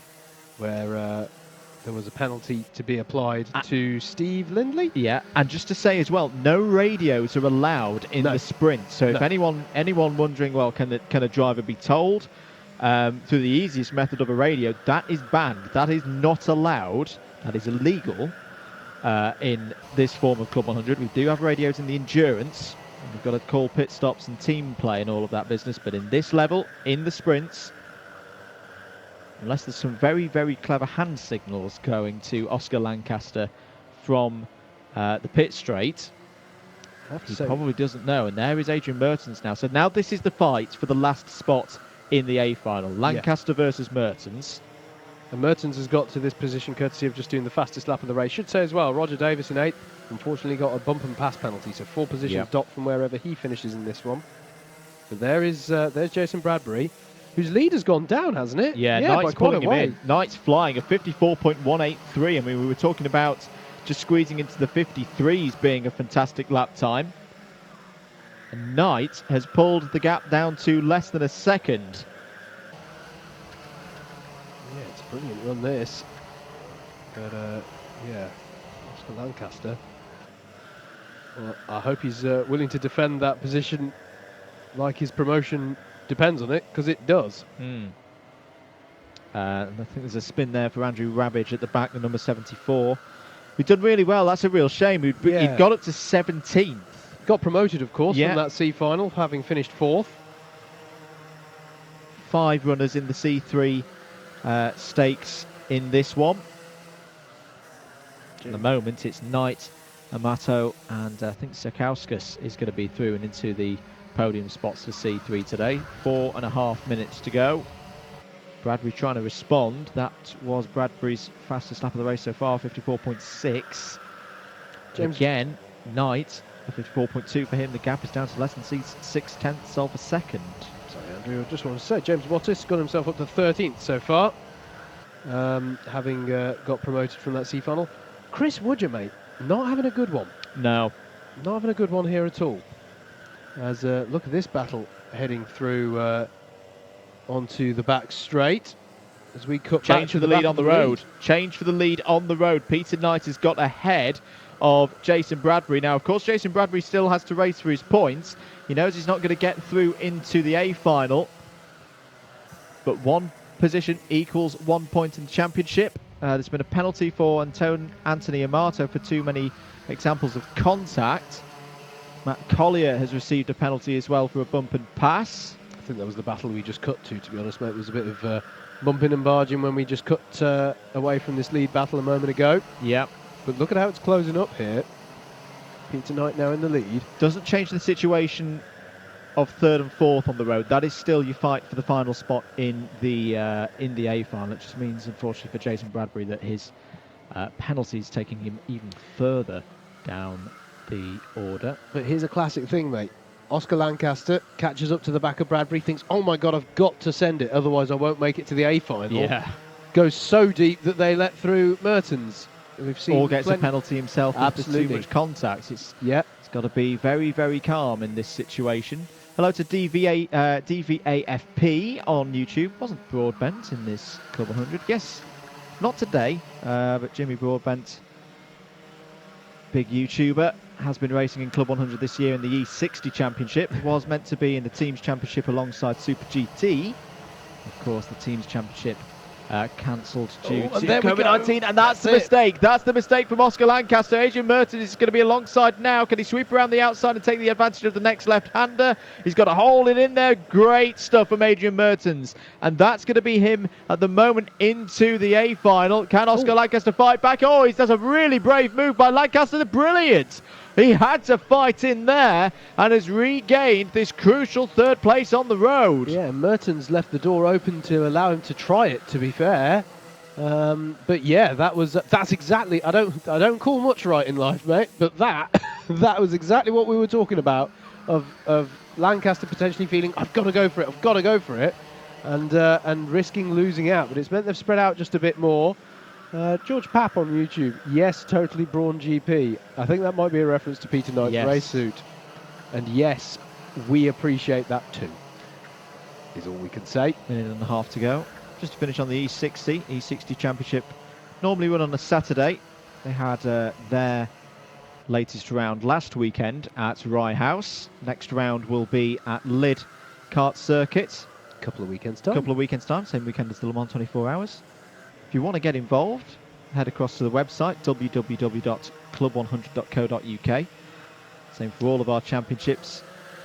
E60, the Ironman on a Saturday morning, the Sprint 60, 2 30-minute races per driver on the Saturday afternoon, and then, of course, the sprint racing that you've watched today on a Sunday. They'll be there at Lyd on the 20th of September as well. It's my first E60 round at Lyd, so if you are a slow driver out there and would like to take part in Club 100 racing, I'd recommend that one as a great way to get involved. But yeah, no, it's been good, hasn't it, the E60? It's been a good... Again, Club 100 shown their adaptability, Andrew. You know, they couldn't run the normal endurance championship we know and love because of the difficulty with pit stops in the current situation. So they've adapted and they've gone to this E60, which is closely like a sort of loose relative of the Sprint, the 60-minute challenge championship we had that last ran in 2016. It's sort of similar to that. But no, it's been a really nice change of pace, a really nice addition to the calendar as we go on to the last lap. We do indeed.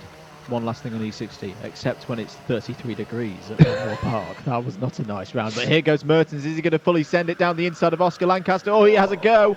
Oscar Lancaster shuts the door really well. Great defensive driving from the number 35. He's got to go defensive again into this left-hander. And I think they have clocked now. Well, I think they have clocked because they're not working together. Yeah, but he may as well defend. He thinks that the opportunity's gone because Jason Bradbury is too far up the road. That's why he's defending now. But potentially, they might know. There is Peter Knight. This has been very impressive. Very impressive indeed.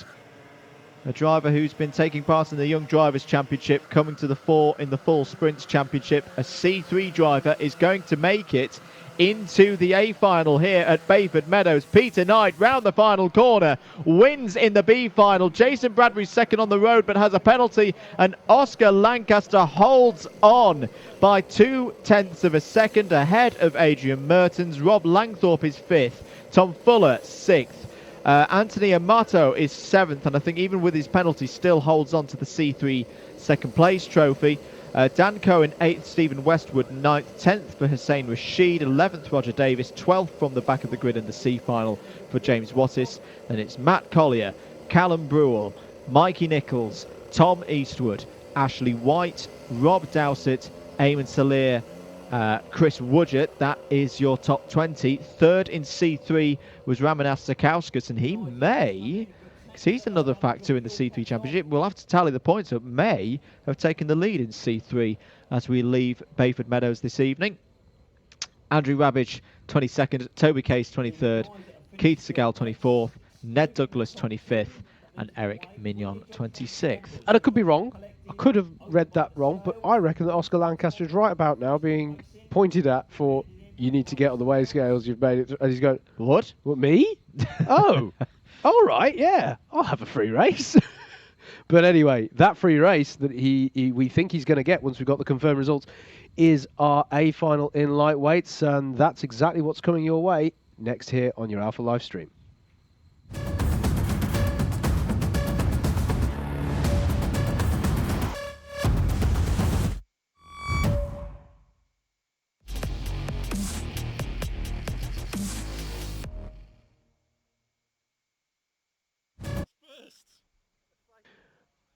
So there's a happy Muttley there. That's very rare. That's very rare.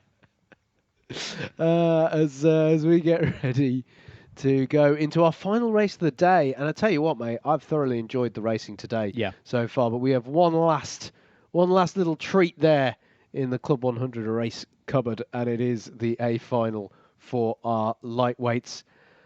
And we're a little bit more chill going into this one. If it sounds like we're not speaking so quick through the grid that we're having a rap battle going on here, it's because we've got a few warm-up laps here ahead of this one, and obviously they're just making sure everyone's in the correct position on the grid, making sure that the results from the B final are confirmed, so we can confirm who gets promoted up into the A final.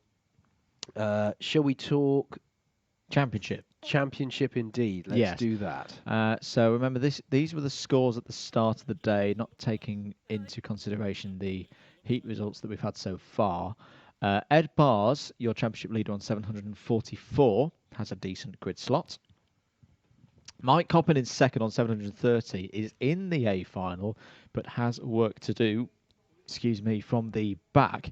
The intriguing one for me here, mate, I looked through this driver's results in the finals, has had one podium so far in these finals this year. He's in third place, but he's on the front row, crucially for this one, Dan Healy. Yeah. This is a big opportunity for Healy to get some serious points and eat into the lead that Coppin has over him, and Bars as well. Other drivers that we'll be looking out for: Chris Alcock is in this final, Daz Teal is in this final, Rihanna Percox, even with that not-so-good third heat, is in this final and decently up towards the front of the field. So, all your big hitters are there, probably with the exception of James Wattis, who we've already seen fall out through the B final, Josh Adams, who isn't here today. All of the drivers in the top 10 are in.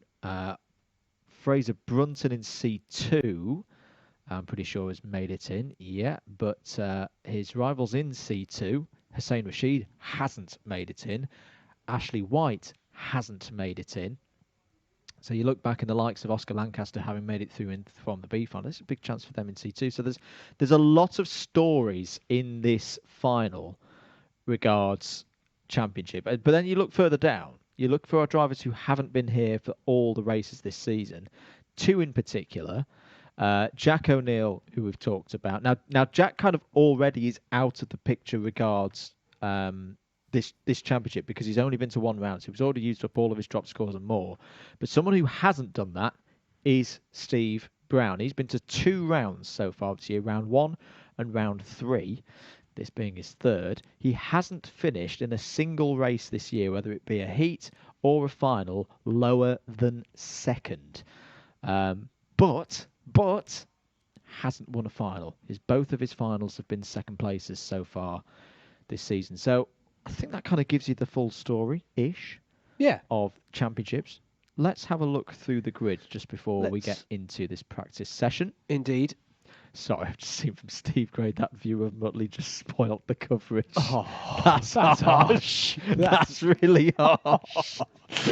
But here it is. Here's your final grid for the lightweight sprints for round 5 here at Bayford Meadows. Jack O'Neill has pole position Virtue of a fastest lap. Virtue, look at that!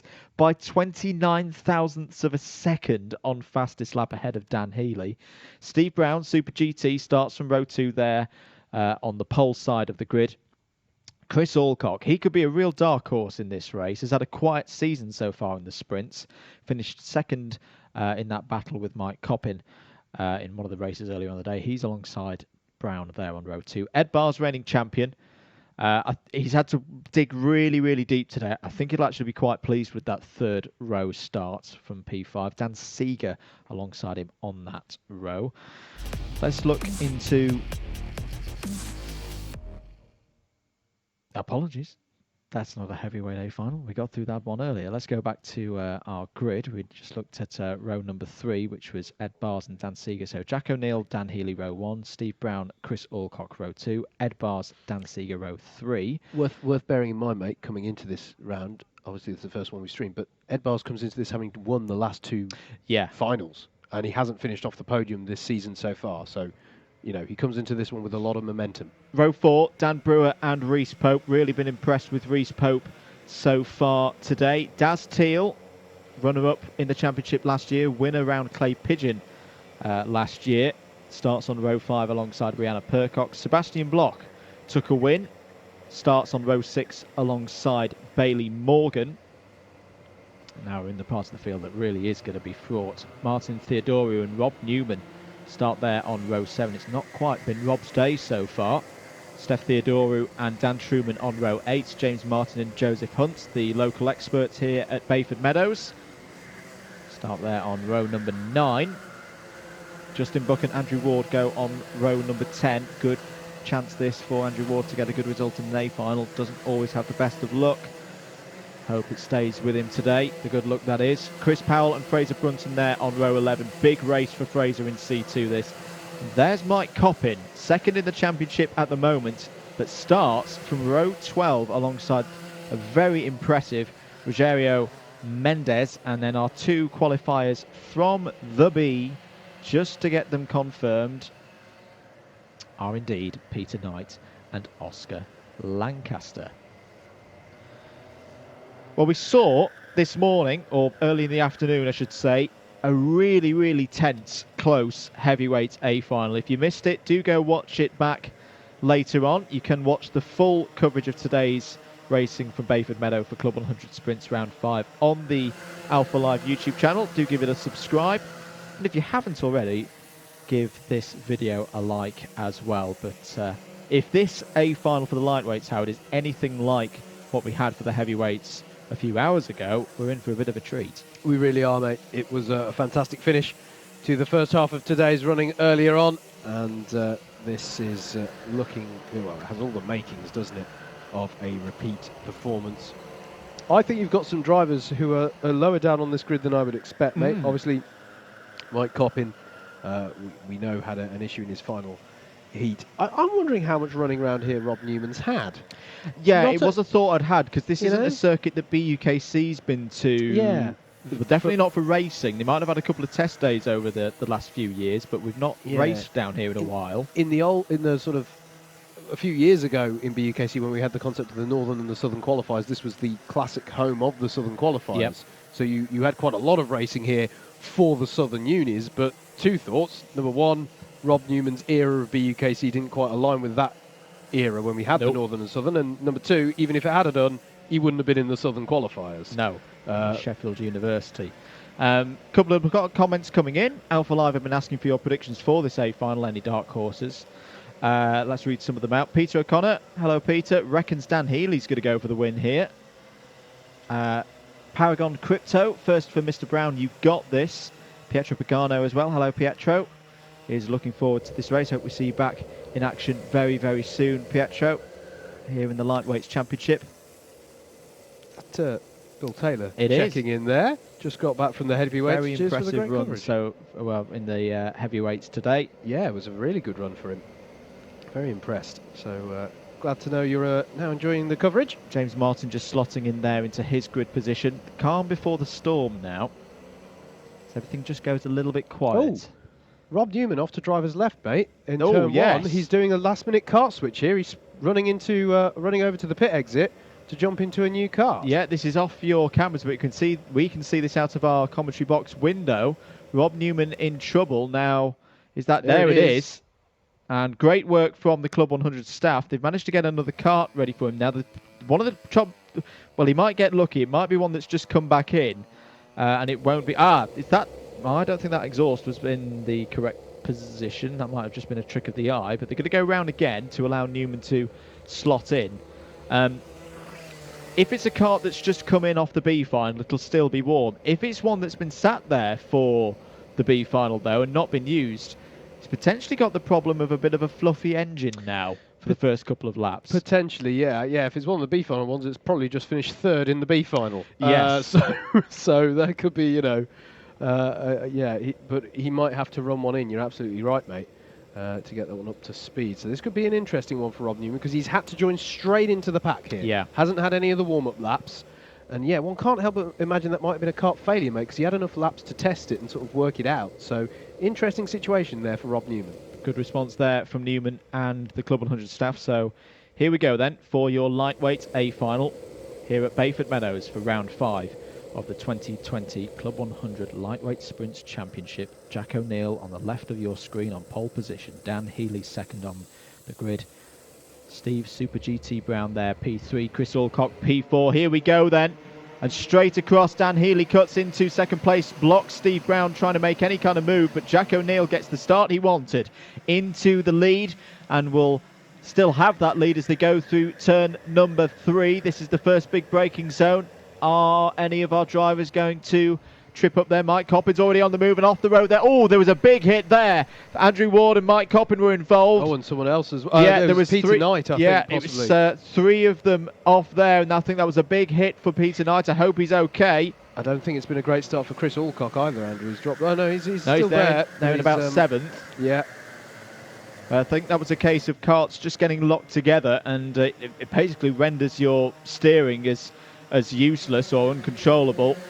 I don't think that was of any particular fault to one driver. Rob Newman on the inside. Well, I was thinking, was he going to have problems on lap 1? He's not having any problems at all. He's made up position. So end of lap 1 then. It's Jack O'Neill leading from Healy, Brown, Bars, Seeger, Alcock, Brewer, Percox, Pope and Block. That's the top 10. Yeah, fantastic start for Jack O'Neill. Got exactly the start he needed, but under pressure now from Dan Healy, who we gave mention to, is driving so well today, and a great opportunity for him to get some big points in the championship. And then it's Steve Brown and Ed Bars. Remember what we were saying, Ed Bars has not finished off the podium yet this year, and comes into this one having won the previous 2 rounds overall. So he really does have some form so far. Further back, you've got the likes of Dan Seeger, Chris Alcock, Dan Brewer battling away. But just this little breakaway group at the front of 4 already. Here they are. O'Neill in the 50, Healy in the 4, Steve Brown in that 63, and Ed Bars, reigning champion in the number 1 kart.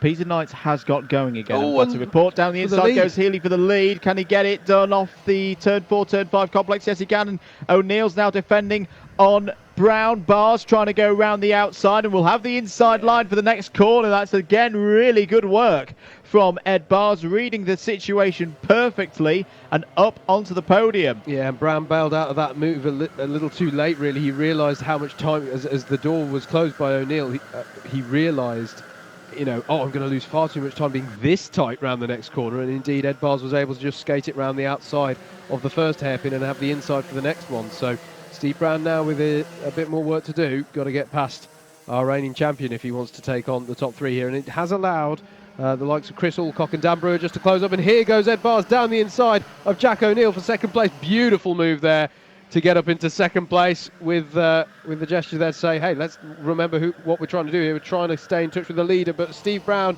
now challenging Jack O'Neill for the second lap running. And again, that's losing time. And you can see how that's allowing Chris Alcock and Dan Brewer and to be honest, Dan Seeger and Rihanna Percox as well are coming along to the party to all catch up on it. And there's Rhys Pope as well. So everyone down to 9th place is closing up a little bit here in our A final. as Ed Bars takes a long swooping line into turn 8. Key little thing you spotted there. Chris Alcock gave a little gesture to Dan Brewer saying, look, we're catching them. Let's keep working together. This has been a good couple of laps from Alcock and Brewer. Yep. And they're doing just that. They are closing in on Steve Brown. He's got to have a good one here to get back onto the rear bumper of Jack O'Neill. Ed Bars confirmed that this is so far in this A final, the 2019 Ed Bars has been back here. He's had to work very hard and be quite gritty today, as opposed to just flying through the field and getting towards the front. This is more like it from Ed Bars, and as you say, the winner of the last 2 rounds. And a big opportunity. You know, you were talking about the championship at the start. Mike Coppin has had a bad start to this A final, Andrew. This is a big opportunity for Bars. Coppin's only just got into the top 20. Rogerio Mendes, Joseph Hunt and Oscar Lancaster have all had something happen to them on that last lap because they've all fallen towards the bottom of the order. I should say as well, Dan Seeger is in this train. There he is in the 95, your highest place of the Class 2 runners. Reece Pope second within that subclass, with Sebastian Block third at the moment. Oof. New fastest lap of the race from Chris Alcock. Big pace, really big pace from Alcock there. 54.031 now. Of course, he's being helped along by Dan Brewer just behind him in the 142. This is going to get tasty, ladies and gentlemen, because Dan Healy is not pulling away at the front of this. They're not fighting at the moment. This is almost one of those Cold War periods in one of the hay final. No one's making a move yet because it's too early. They're all just trying to work together and keep this nice and tight. I mean, it does feel sometimes like there's a space race going on at the head of this field, to be fair. But yeah, no, I know what you mean. It's about biding your time at this point. Das Teal didn't have a good lap last time around. He dropped 4 places behind Truman, Buck, Theodoru and Fraser Brunson. 53.9 from Ed Bars. Ramping up the pressure on our race leader. Dipping below that 54-second mark. Not too many drivers we've seen doing that so far today. Curb warning for the leader. Starting to come under a bit of pressure now is Dan Healy. Now, how does Ed Bars play this? If he goes for the move, which I wouldn't put past him, he's got to be very precise. He's got to make sure that he gets it done right first time. That's the thing. If Bars thinks he's got the pace to get by and get away, then he'll definitely go for it. But look at the pack behind Jack O'Neill there. Oh, we're through to 4th. Chris Alcock's gone to 4th. So Chris Alcock, not happy with Steve Brown's pace, has decided to go for it and go through. Now that has slightly held them up. Look at the gap that you've now got between 3rd and 4th. Yeah. Let's see if that closes back up, though. And it's in Steve Brown's interest now to work together, to just suck that one up and go, all right, fine, but we've got to work together to get back onto the terms with this top 3 here. It's in all of these 4 drivers' interests, from 4th down to 7th, because Seeger's on the back of this pack as well. It's in their interest to not fight now, because you can see that gap that's opening up. The trouble is, Andrew, does Chris Alcock, as he runs a bit wide out of 7, does he have the pace to lead that pack to a level where they're all happy to sit in the queue and help each other out? I'm going to say something here. This has a feeling of a super final. I know what you mean. There are so many big names here. So many big names. As there's another fastest lap of the race from Ed Bars, 53.937. Really pushing Dan Healy at the head of this field, and Jack O'Neill is doing enough to keep on terms with them as well. See the slightly different lines that the drivers take there through turn 2. Yeah. Some of them like a lot of curb. Steve Brown, as an example, though, stays out wide, but I think it benefits him through turn 3 with a bit more pace. I've noticed as well, Ed Bars likes a nice wide swooping line into turn 8 here, you'll see, whereas Jack O'Neill likes to go a little tighter.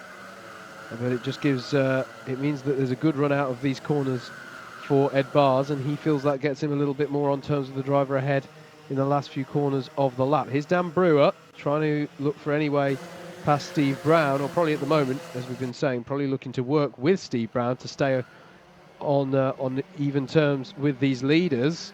The thing is, which of these packs breaks first? If you're in the pack of 4, from 4th down to 7th, you don't really want to start fighting. You want to wait until you see the 3 ahead of you start fighting. As we head towards the last 3.5 minutes. 12-minute final, of course. That doesn't mean, you know, this would be only half of one of our heat races earlier on today, but now it's we're well over halfway through this race. Hello, hello. Someone's just got into clear air, a spot on live timing. Rob Newman has just taken 8th place away from Rihanna Percox. Let's see what kind of pace that newly boarded 110 kart has got. Remember, this was the kart that Rob had to change very, very quickly to just before the start of this race. Mike Coppin has just been able to take another place for 19th place, mate, but it's going to be small consolation, isn't it? As there's another fastest lap of the race. Is that the fastest of the day, yeah, mate? 53.879 from Ed Bars now in his pursuit, and he's almost bump drafting Dan Healy now as they head towards turns 2, 3, and then this left-hand kink at 4. He's really applying the pressure, and Healy's feeling the need to go defensive. And if you're in the battle of 4 karts behind in the 4th through 7th, this is what you want to see, because they've the gloves have come off a little bit early here. The drivers are breaking off of the conventional racing line, and that is where the likes of Alcock, Brown, Brewer and Seeger are going to start catching up. Everyone in the top 6, apart from the leader, are in the 53s. They're all in the 53.9s, except Ed Bars, who's in the 53.8s. The pace of this A final is the highest that we've seen all day. Dan Seeger's actually been dropped now, so it's 6 karts at the front. But Healy's responded himself. That's a great lap from Healy, a 53.9. There is Rob Newman, you just quickly saw, trying to break away from Rihanna Percox and Reese Pope. Well, Healy's responded, Andrew. Now he's sub 54 again, back into the 53.9s. He really is absorbing the pressure well, but there's so much of it being brought to bear on him. And we've got a few more laps. Whoa. And there goes O'Neill down the inside of the second hairpin there on Ed Bars. Beautiful move there from Jack O'Neill, and this is his opening gambit for the win here at Bayford Meadows with 90 seconds left on the clock. Well, this is the thing. Jack O'Neill not fighting for championship here. He's got no interest in taking some good points in 3rd place. He wants the race win. He wants the round victory. And he's not going to do that sitting behind Ed Bars. He's made that decisive move. There's going to be, what, 2 more laps? 2 more laps for Dan Healy to hold on here, with Jack O'Neill now there in 2nd place. In fact, that was a ferocious lap from O'Neill. Even though he made that overtake, he was still sub 54. Jack O'Neill coming to the boil now. Is he closing in on Healy as they go through into the infield part of the course? I think he is, you know. Yeah. And Chris Alcock, Steve Brown and Dan Brewer aren't too far behind as well. Yeah, Ed Bars, again, just seeing fit. This may seem so strange, being as, you know, there's probably a lap and a half left of this final, but Bars knew the gap that had opened up on the previous lap with his battle with O'Neill. He has to work with Jack to give them an opportunity on the final lap against Dan Healy. Surely Jack O'Neill, as a one-off entry here from Titan Motorsport, is going to send one. He's going to blow this final wide open if he doesn't get it right. Through onto the final lap then. Dan Healy has led this race superbly from the front, from the very start. He looks over his shoulder, sees Ed Bars' championship rival there in 3rd. Steve Brown's just come alive at 53.864. But is it all going to be too late? Can Jack O'Neill do anything about the lead that Dan Healy has? That's one overtaking opportunity out the way for Healy. Looks over the shoulder again. Good drive off of turn 4. This is the technical bit. This is where O'Neill might try and set one up for a late move into turn 8. And he is closing, Howard. Yeah, closing here, but there's running out of runway in terms of opportunities, mate. I don't think he's going to have something on in here. He takes a slightly tighter line, but we've been seeing him doing that conventionally anyway. I think Dan Healy's looking in the pound seats here, mate. He's just got to guide it neatly through the last few corners. He has indeed. Easier said than done, of course. Dan Healy round the last couple of corners. There's one big more braking zone, and Jack O'Neill is not in striking range. Dan Healy's going to take the round, and he wins round 5 of the Club 100 Lightweight Sprints Championship here at Bayford Meadows. And a round of applause there from Chris Alcock. That was a very mature, very, very good win for Dan Healy. He was very happy about that. That's a celebration and a half. Jack O'Neill 2nd, Ed Bars 3rd. Well, there wasn't as much back and forth in terms of position changes, but it was a fast final there. Healy takes the maximum number of points. O'Neill 2nd. Still good though for Bars in terms of championship. More good points, and he's still on the podium. 4th for Chris Alcock. Steve Brown finishes in 5th. Dan Brewer, great run for him there in 6th. Dan Seeger finishes in 7th place and wins in C2. Rob Newman 8th. After the scare there, having to change the kart just before the start of the race. Rob and Rihanna Percock's 9th. Reese Pope, really impressive today, P10. And second in class, just ahead of Sebastian Bloch, who gets the final spot on the C2 podium. Fraser Brunton, good points for him in C2, 12th overall. Bailey Morgan, impressive as well in the top 5 in C2, 13th overall. Then Dan Truman, Daz Teal, Justin Buck, James Martin, Mike Coppin down in 18th. Well, he'll hope at the end of the season that that's a drop score, but that's not the kind of result that Coppin was looking for at the start of the day. Chris Powell in 19th, Martin Theodoru 20th, Andrew Ward, incident there on lap 1, bad luck again for Ward, finishes in 21st. And then it was Joseph Hunt, Rogerio Mendez, Steph Theodoru, Oscar Lancaster and Peter Knight, your 26 runners. Let's have a look at a replay. I think this is going to be the move for the lead then, mate. Here it is, Healy versus O'Neill. And he did just go for it down into an overtaking area that we've seen a lot of action into today. Inch perfects from Healy was a big move on Jack O'Neill, with Steve Brown and Ed Bars just behind. Quite early in the race, of course, that one. But as I say, Dan Healy into his, I think, 6th year of Club 100 now, Howard. Still considered as somewhat of a youngster, I think, by some of the runners in this paddock. But for me, he is, a stalwart now of this championship, very experienced.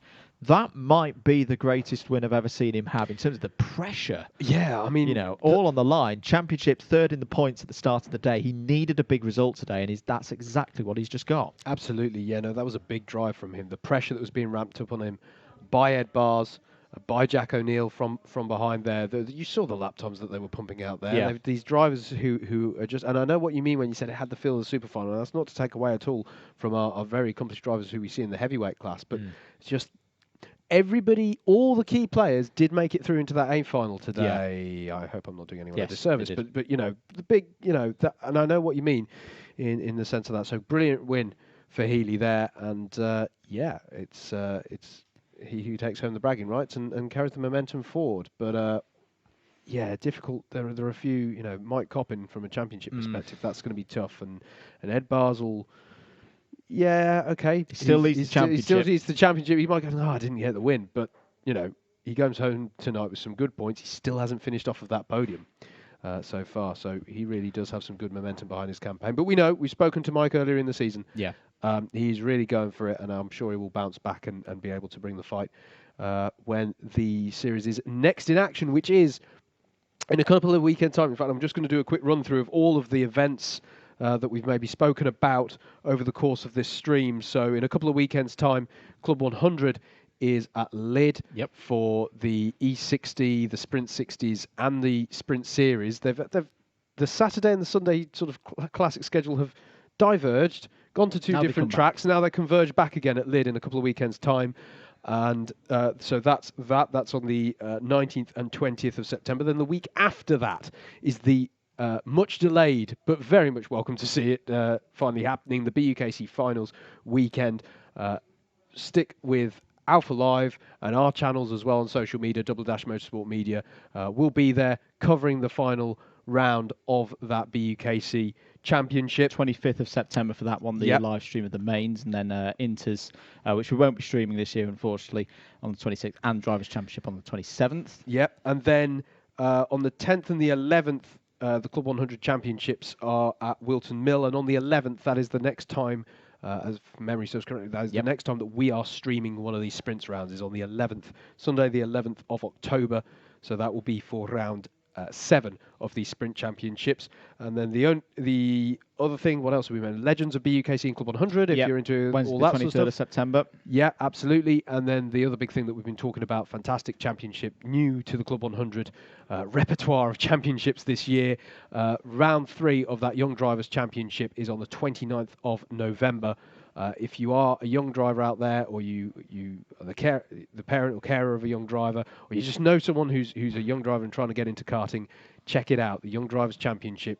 Get over to club100.co.uk and check out all the details there. Give them a call in the office, and they will be absolutely happy to help. Very good stuff.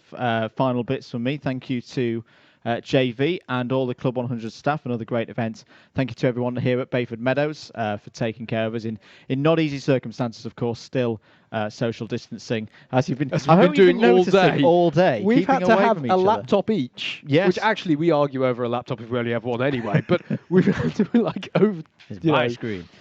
But yeah, thank you very much to all the Bayford Meadows staff. Thank you to James Fitchew, Chris Simpson, and all the Alpha Live staff here this weekend. Do check them out. Do subscribe on YouTube to the Alpha Live YouTube channel if you haven't done so already. Check them out on Facebook, Twitter, and Instagram as well. Search Alpha Live Productions on there. Ourselves, Double Dash Motorsport Media on Facebook at Double Dash Motorsport Media, at Double Dash MM on Twitter and Instagram, and the website as well, www.double-mm.com. Club 100, of course, as well. They're all on the social media channels as well, at Club 100 Racing. And thank you to you as well for watching and supporting another stream here for the Club 100 Sprints Championship. I do hope you enjoy the rest of the weekend. Hopefully we'll see you on Wednesday the 23rd of September for the Club 100 iRacing Championship that we're running, 25th of September for the BUKC Finals, and then the 11th of October as well for the next streamed round of the Club 100 Sprints Championship for 2020. Anything else to say, Howard? Nothing else to say, Nothing else to say. We're going to leave it there. Thank you, everybody. Thank you for watching. Do take care, and goodbye.